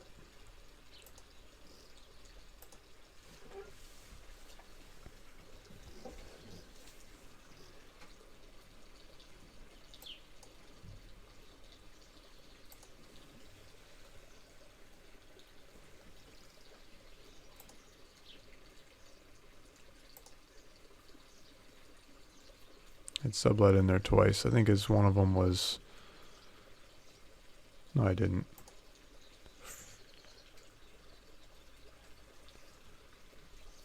I got Fremont in there twice.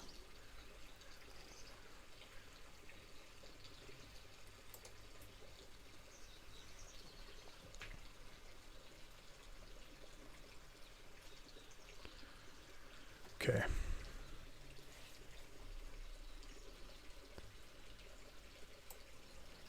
Sorry, this is probably kind of boring, just downloading stuff. But this is part of doing a mailer. Getting this data. We're getting this data from a database company, and this is just how the database company works. You just download data, and then we're gonna scrub this stuff.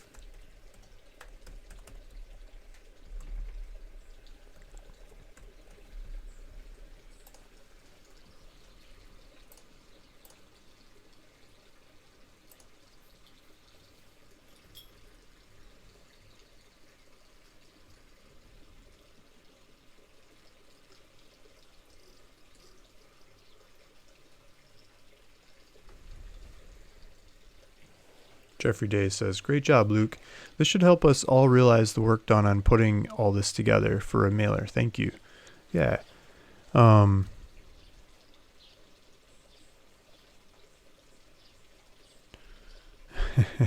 Like making an upside down cake from the ground up when you have vertigo. Jeffrey Day, yeah. Cool, Kurt. You guys are funny. Yeah, so Andrew W is saying property tax can be very low on good land if it's agricultural status, as in $14 a year for 36 acres in Colorado if there are cattle around. It's very true. It's very true. I didn't pick the grazing land in this mailer. I think that could be a different mailer, like different kinds of land use. I'd probably price it differently. Yeah, sometimes I've bought properties with $5, $10, $20 taxes for sure. I'm trying to take out some of the crazy properties in a like kind way. And I think if you look at distribution of taxes over a bunch of properties, generally speaking, not every single property, but generally the ones that have the lower taxes line up with the ones that are probably the least usable. And the easiest to buy too. Not always.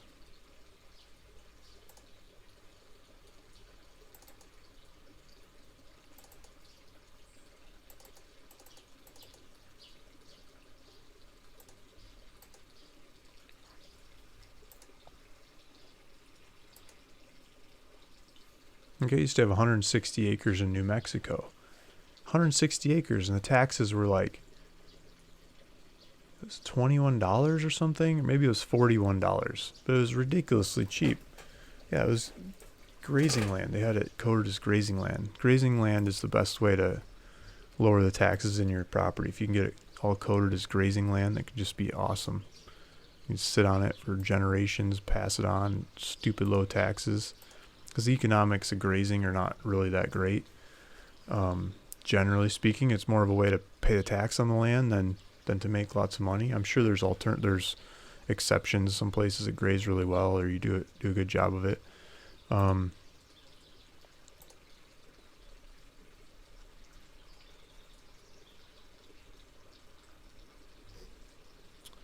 Okay, come on, Fremont. So let's get Fremont.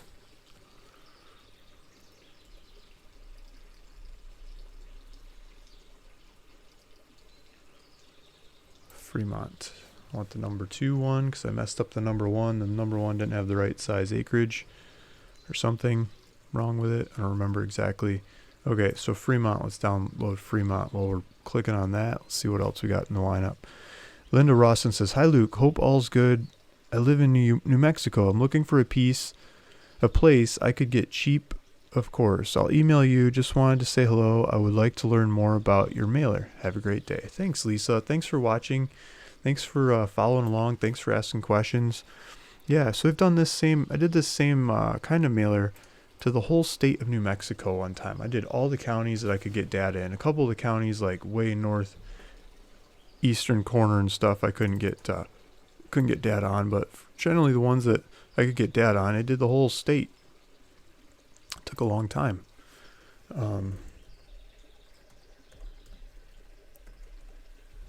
The same style, and I made cash offers, and people called back, and they said, "Sure, I'll sell you the land." You know, my favorite deal out of that mailer that I did was 115 acres. And a lady called back and she said she'd sell it to me. She couldn't wait to get the money. Just no idea what to do with the property. Hasn't been there in forever, right? She just wants the money.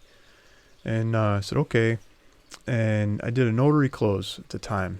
I found a notary in Albuquerque that would drive, and it was a 6-hour drive to this lady's house in the middle of nowhere, countryside, New Mexico. And she sold the property, so I paid $11,500 or something like that, cashier's check. And the notary did, 6-hour drive one way, 6-hour drive back. He charged me, what was it? It was like $600 or $700 or something in notary fee to close it. I mean, I would have been better off using a title company. He charged me way too much, but I got the property. And got $1,389.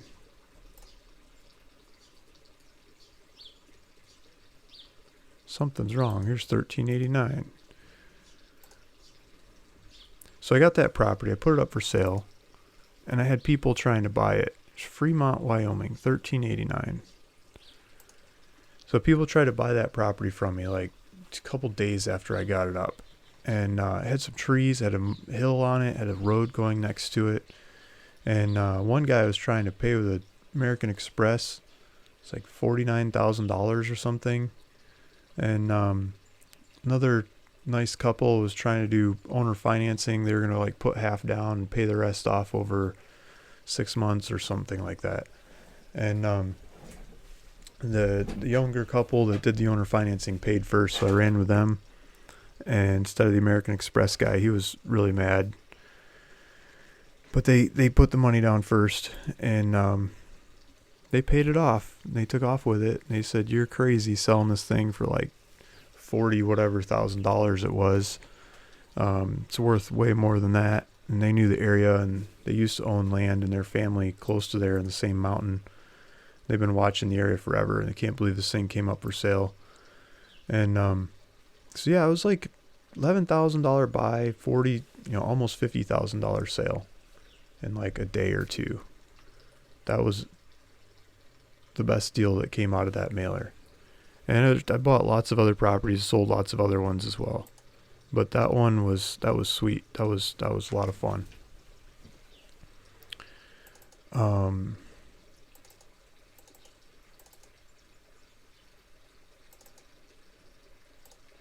And that's why I like to do these mailers. I mean, that's part of it. Everyone was happy. The lady that got the money was happy. She was like super happy to get the money. She had no idea what to do with the property. Didn't want to deal with it. She just wanted the money. People that bought it were so happy to get the thing. They're going to like retire there, and wanted to show their kids that area. And they're living in Colorado, southern Colorado, so it wasn't that far from them. Everyone was happy except for the other buyer that didn't just pay for it. I'm touching my eye again. He hesitated.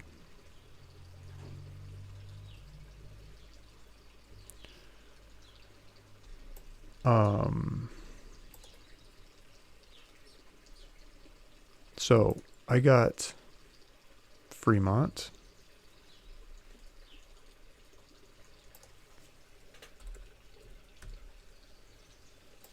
Something's wrong with the numbers here. Okay, let's try Hot Springs. Maybe Hot Springs is the one that doesn't have... I think I got the wrong number in Hot Springs. Maybe that's where the numbers are wrong.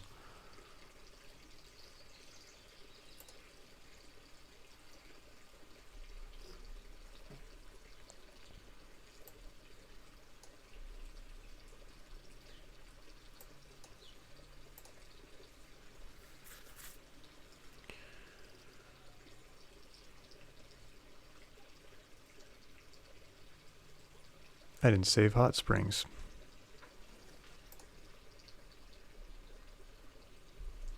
So it's the same as Fremont, just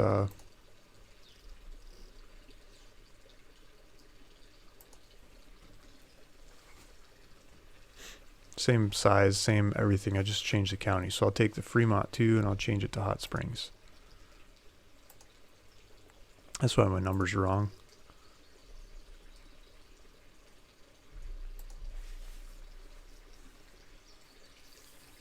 Okay, how many do we get? Come on, big number. 1389. Get the same numbers in 2 different counties.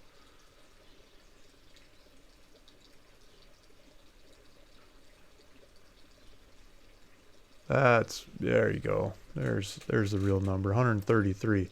Okay. That's definitely not a big number, but we're still going to put it in there. Thermopolis. Thermopolis has a good dinosaur bone exhibit.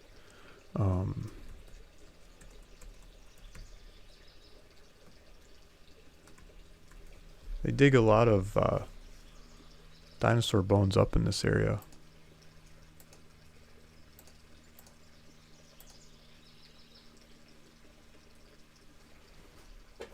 It's like old sedimentary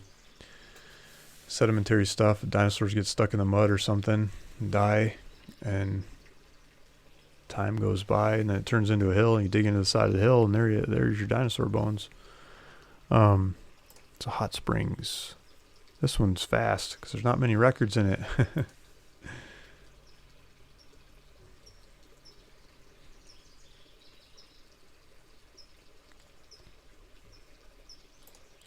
Okay, Jason Macy's asking, what is the coolest piece of land you've ever bought? The coolest piece of land that I've ever bought. Oh, yeah. That's a good question. Let me think about that for a sec.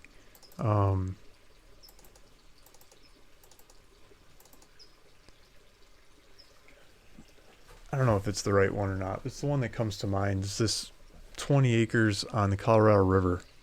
Like right up on the Colorado River. And I think it's the coolest because it was one of the first ones I bought. One of the first 20 acre properties I ever bought. And I mailed a mailer just like this to San Bernardino County, California. And I mailed I don't remember what size it was. I mailed all kinds of different sizes at different times. And the lady got back to me. She said, yeah, but I got like 20 properties I want to sell, not just the one. Can you buy all 20? And I'm like, gulp, I don't have that kind of money. And I don't know what to do. Just calling my friends and stuff. And they're like, oh yeah, I'll give you the money, but nobody ever really did. And so I talked to her. I talked to the lady, and I said, I can't afford all the properties. I don't have enough money. But I'm selling these things, and I think I can, with payments coming in from other deals and stuff, I can buy like one property a week from you. And so I'll buy, I'll pay for one a week. And so we gave into an agreement. I buy one a week. And so I started doing the paperwork and shipping her money for one a week. I was paying like $2,000 or something for these 20-acre properties. Her dad passed them on to her, so she had a big collection of these 20-acre properties all across San Bernardino County. And one of them was on the Colorado River. Some of them had no access. Some of them were great. Some of them were awful. And I just kept buying them. I put one up for sale, pay like $2,000 for it, put it up for sale for like $5,000 or something. And people would buy it, and I got my $5,000. About 3 weeks later, I'm using her money to buy her properties. It took me 3 weeks of putting up my own money to buy them, for the marketing, doing the paperwork, turning around, getting it up for sale, sold, be able to get more money in to use that to buy more of her properties. So as the money starts coming in, I'm selling them for 2 and 3 times what I paid for them. I was able to snowball the money and basically buy out the rest of her portfolio of properties, 5 or 6 weeks in instead of 20 weeks in. And it started working pretty well. So one of those properties was on the river, and I was trying to sell that thing. Nobody wanted it. I started big high prices, and I just kept lowering them down. And eventually a guy bought it. It wasn't for much. He paid like $10,000 or something. I don't remember the exact number. I bought it for like $2,000, and I thought it was worth $100,000 or something because it was on the river. But the access is awful. The regulations are awful to use it. It's just crazy mountains to get there. But it was right on the Colorado River, and he wanted to use it for a spa, to put in a health spa. It was like helicopter access only spa, and he wanted to buy some other land that I had. I think it was from the same lady, that he could use as a parking lot, so people could pull off the freeway and park, and then get in the helicopter and go over to the property. I don't know if he ever built it or not, but I thought that was one of the coolest pieces of properties I had.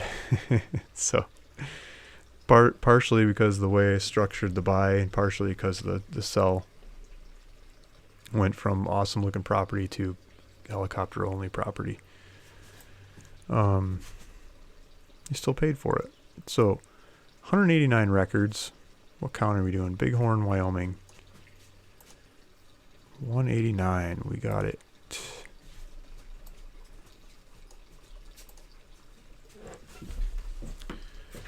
Jeffrey Day. Blake, just from past listening history, Luke opens up that link, and it only has a couple slots for purchase or so. When they sell out, that is it until he opens it back up the following. So a couple guys have bought mailers, and I can't keep selling mailers because I got to deliver on the ones that I've already sold. And so like this mailer I'm working on right here, this is a drop in the bucket to the ones that are already sold. I'm going to spread it between a bunch of people. And I'm going to do some more of them and spread those between a bunch of people, because I don't think we should just have one person and one mailer. And I think spread it around more is a lot better shot at get those people deals. And that's what I want. I want them to have deals. I want them to come back and do it again and again and again. And ideally I could just work on mailers all day.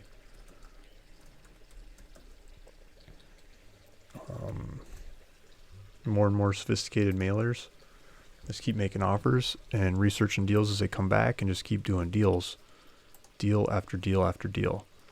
So I've got more capacity now to answer the phone calls and process these. And the software I'm working on, I got a couple specialists I'm working on with the software, Jura software platform. I think it's going to make it a lot easier to scale this in a bigger way. Keeping track of the deals, keeping track of the paperwork, keeping track of title. Marketing them, the comings and goings of the properties. I think my biggest problem right now in this business is organization and keeping up with everybody in the business.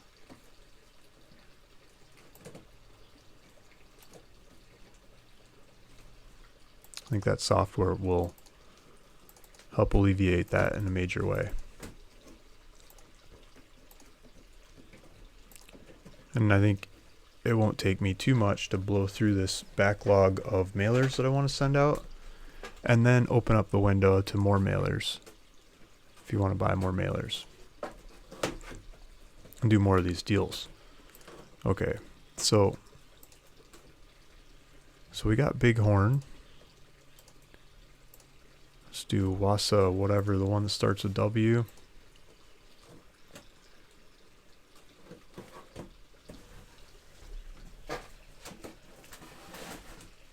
Dog's chewing on my trash can.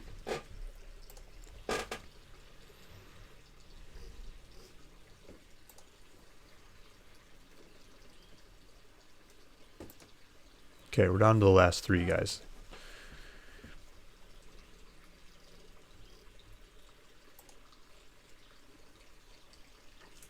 This is 9 acres and up. Wassa Waka Laka Laka. Wasi Haki Lui, however you say it. 9 through 170, the settings are not right. So let me go back and start that over.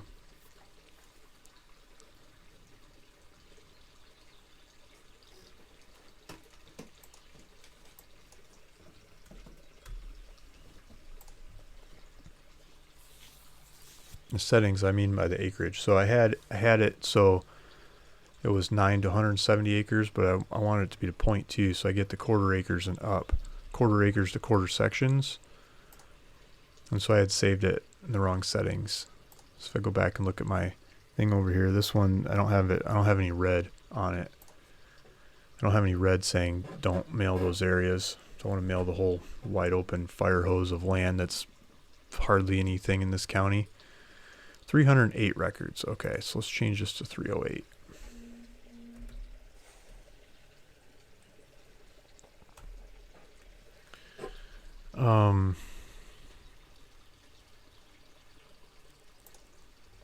Let's download these.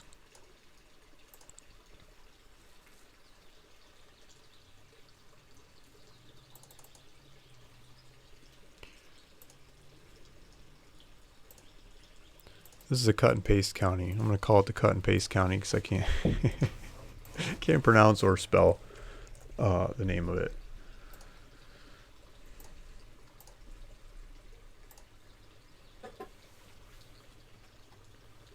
Wasaki? I'm sure some of you guys know how to say it.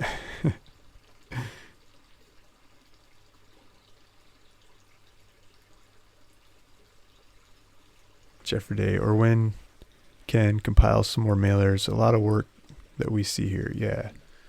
So you guys talking about making mailers. I end up doing customer service stuff instead of making mailers. I want to do more mailers. I mean, customer service is very important too. But trying to balance both of them.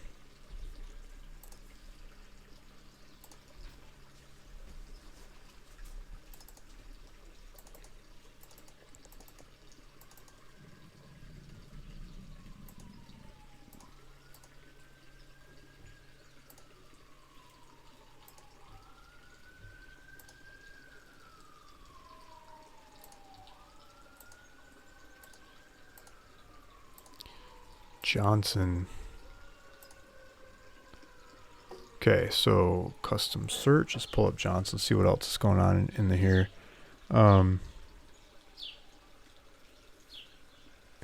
Jeffrey Day, 1,389. The quiz question for the day. Yeah, there's a number that kept coming up. There we go. Gone Prospecting says dinos got buried in ash when Yellowstone volcano went off. Maybe that's why it's so easy to go dig up dinosaur bones over by Thermopolis.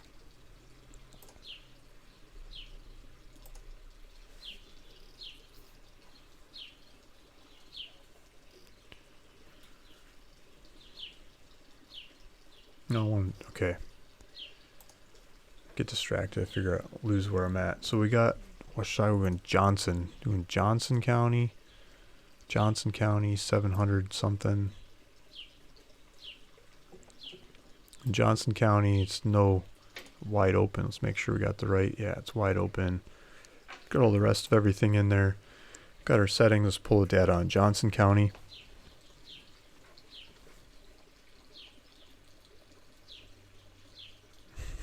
He was Ash. Guy's joking about the dinosaurs. Yeah, even spell check gave up on that county. Exactly. They're coming for you, Luke. There's the sirens in the background. How's the family? Yeah, so, I mean, if they're in school, I can do some mailers. It's so much easier when the kids go to school. They're not jumping on me. 737. Let's do it. Let's make it happen. Johnson.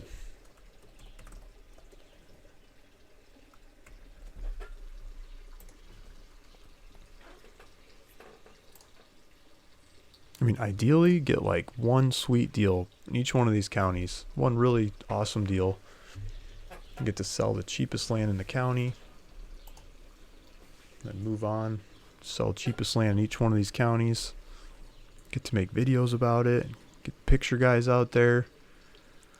Just blow it up. Make it happen, right? People that paid for the mailers get a bunch of money out of it. People that won the mailers get money out of it. Everybody makes money all the way around.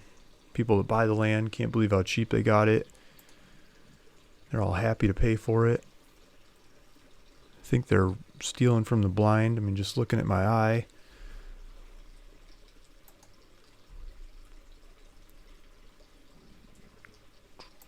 What's the best buyer? They think my prices are so low they got to just close on it before I figure out that I mispriced it.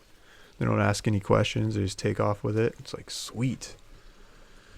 And then I can just do the next one and the next one.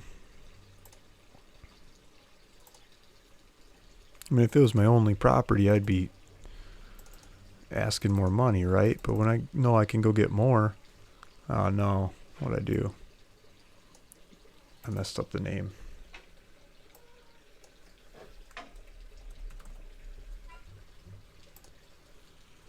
Okay. Johnson County.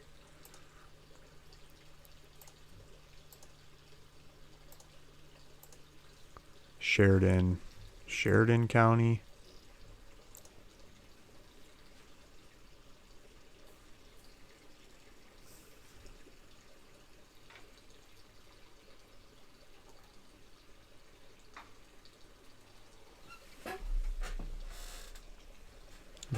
Hearing things.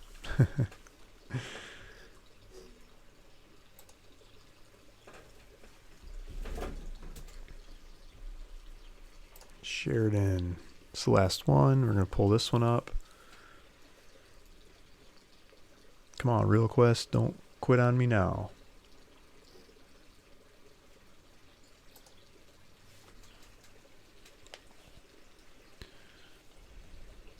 Blake Jones, since you're on software to stay organized, any thoughts on the Land Speed CRM?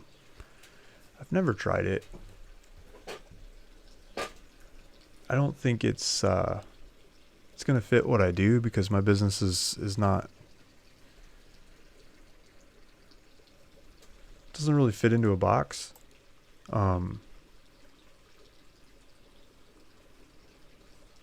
Maybe it does, but I don't know.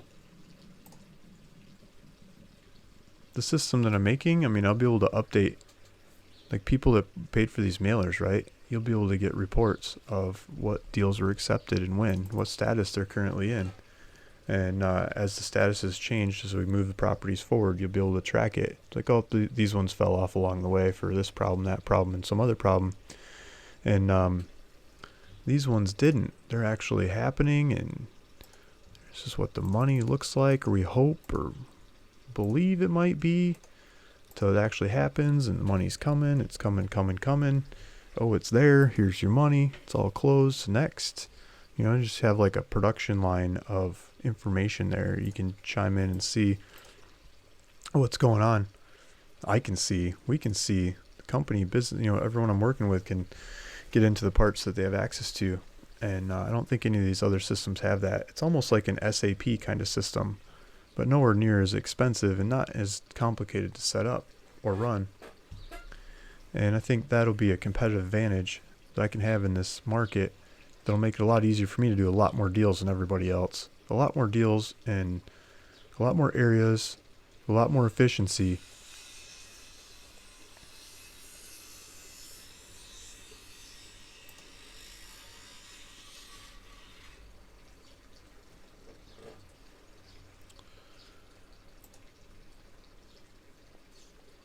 Downloading, downloading, downloading.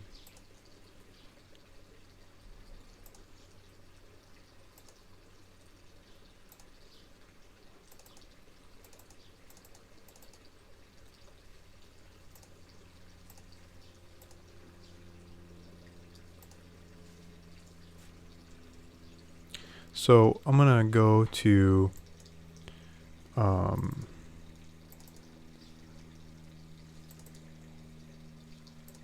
this mailer. I'm going to make sure I got all of my records. Like 1, 2, 3, 4, 5, 6, 7, 8, 9, 10. And we got 10. Yes. So I got all the records. I don't need RealQuest up anymore. I'll keep my county map.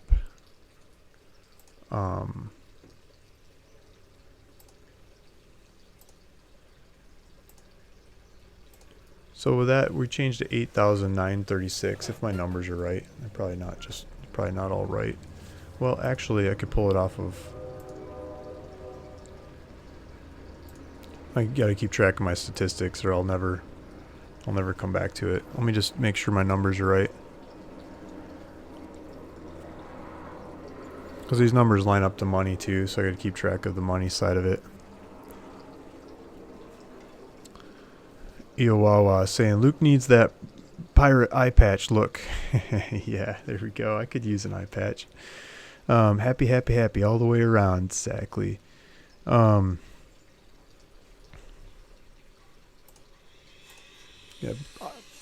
eye patch. It says, "I buy land," or something. I don't know. Vacant land is the way to go.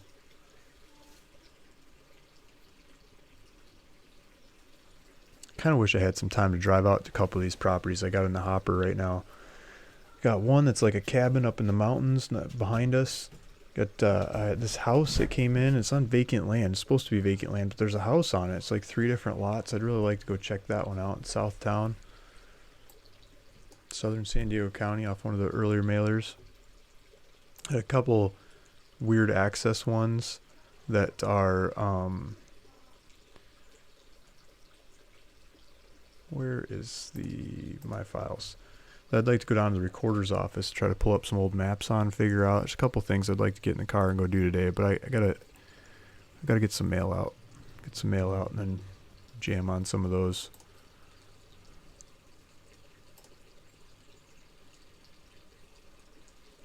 So Park 2266. I'm gonna put this on the other screen and roll through it. 584 for Teton, 584974 for Lincoln, 1020 for sub whatever it's called, 1389 for Fremont, 133 for Hot Springs, 189 for Bighorn, 308 for West Shockey, 737 for Johnson, 1336 for Sheridan. Okay, I got all the right numbers on there. So we got one here. This is Sheridan. I'm going to save this as W64.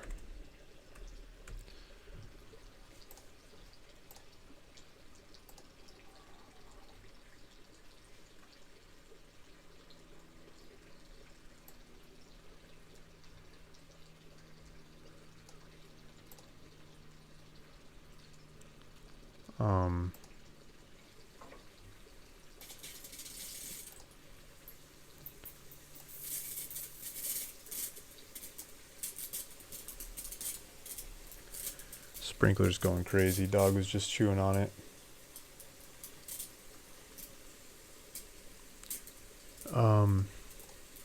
Hope it doesn't spray me. So I got this open here. I'm going to view.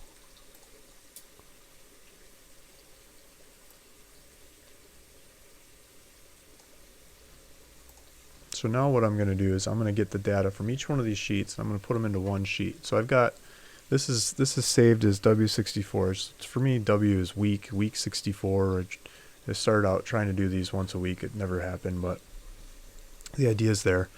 And so W64. And then I'm going to just fill in all the other counties. So, so we got Sheridan.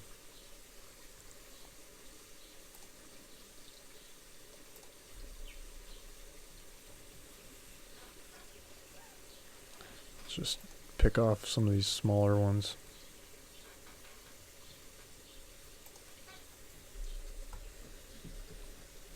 So I'm going to highlight this.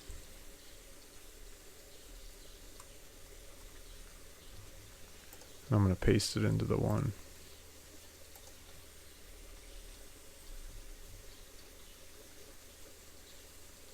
Look at that difference.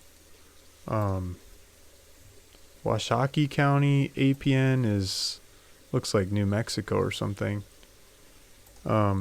This crazy different APNs in each county. That's how it goes. So I got 2 of the counties. I'm going to save that. I'm going to get rid of my Washakie. I'm going to pull up, stick Teton in there.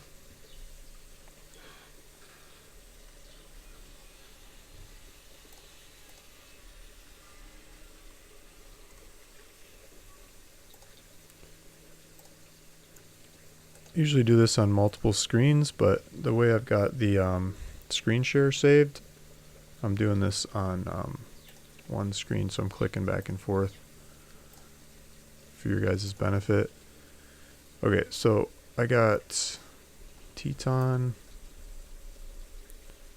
sublet. Let's get sublet.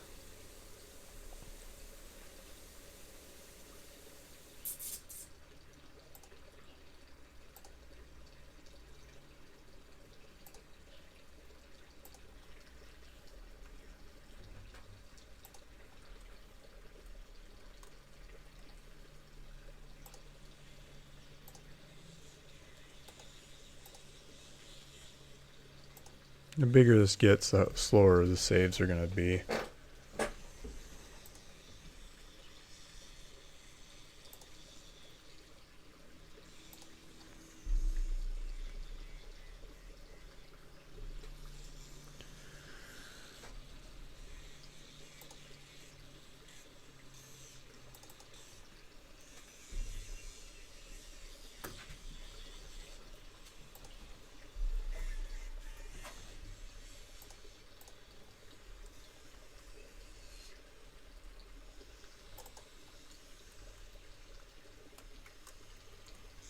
Make sure I hit the right buttons.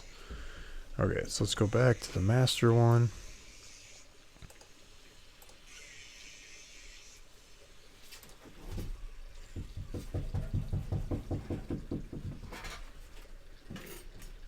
Dog's gonna get my light.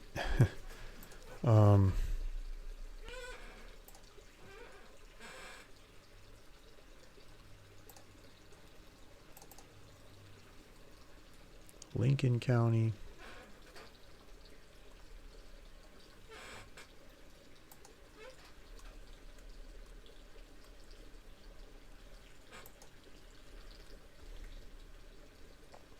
This one's got gaps in the data. It doesn't work as easily. Okay.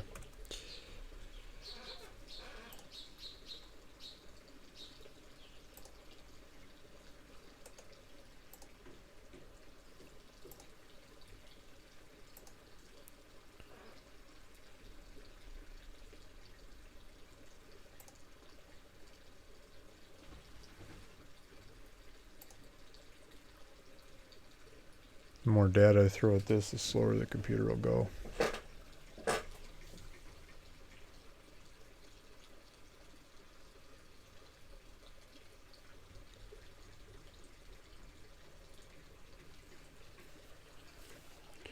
Might crash the whole computer. You guys might not be able to see me at all.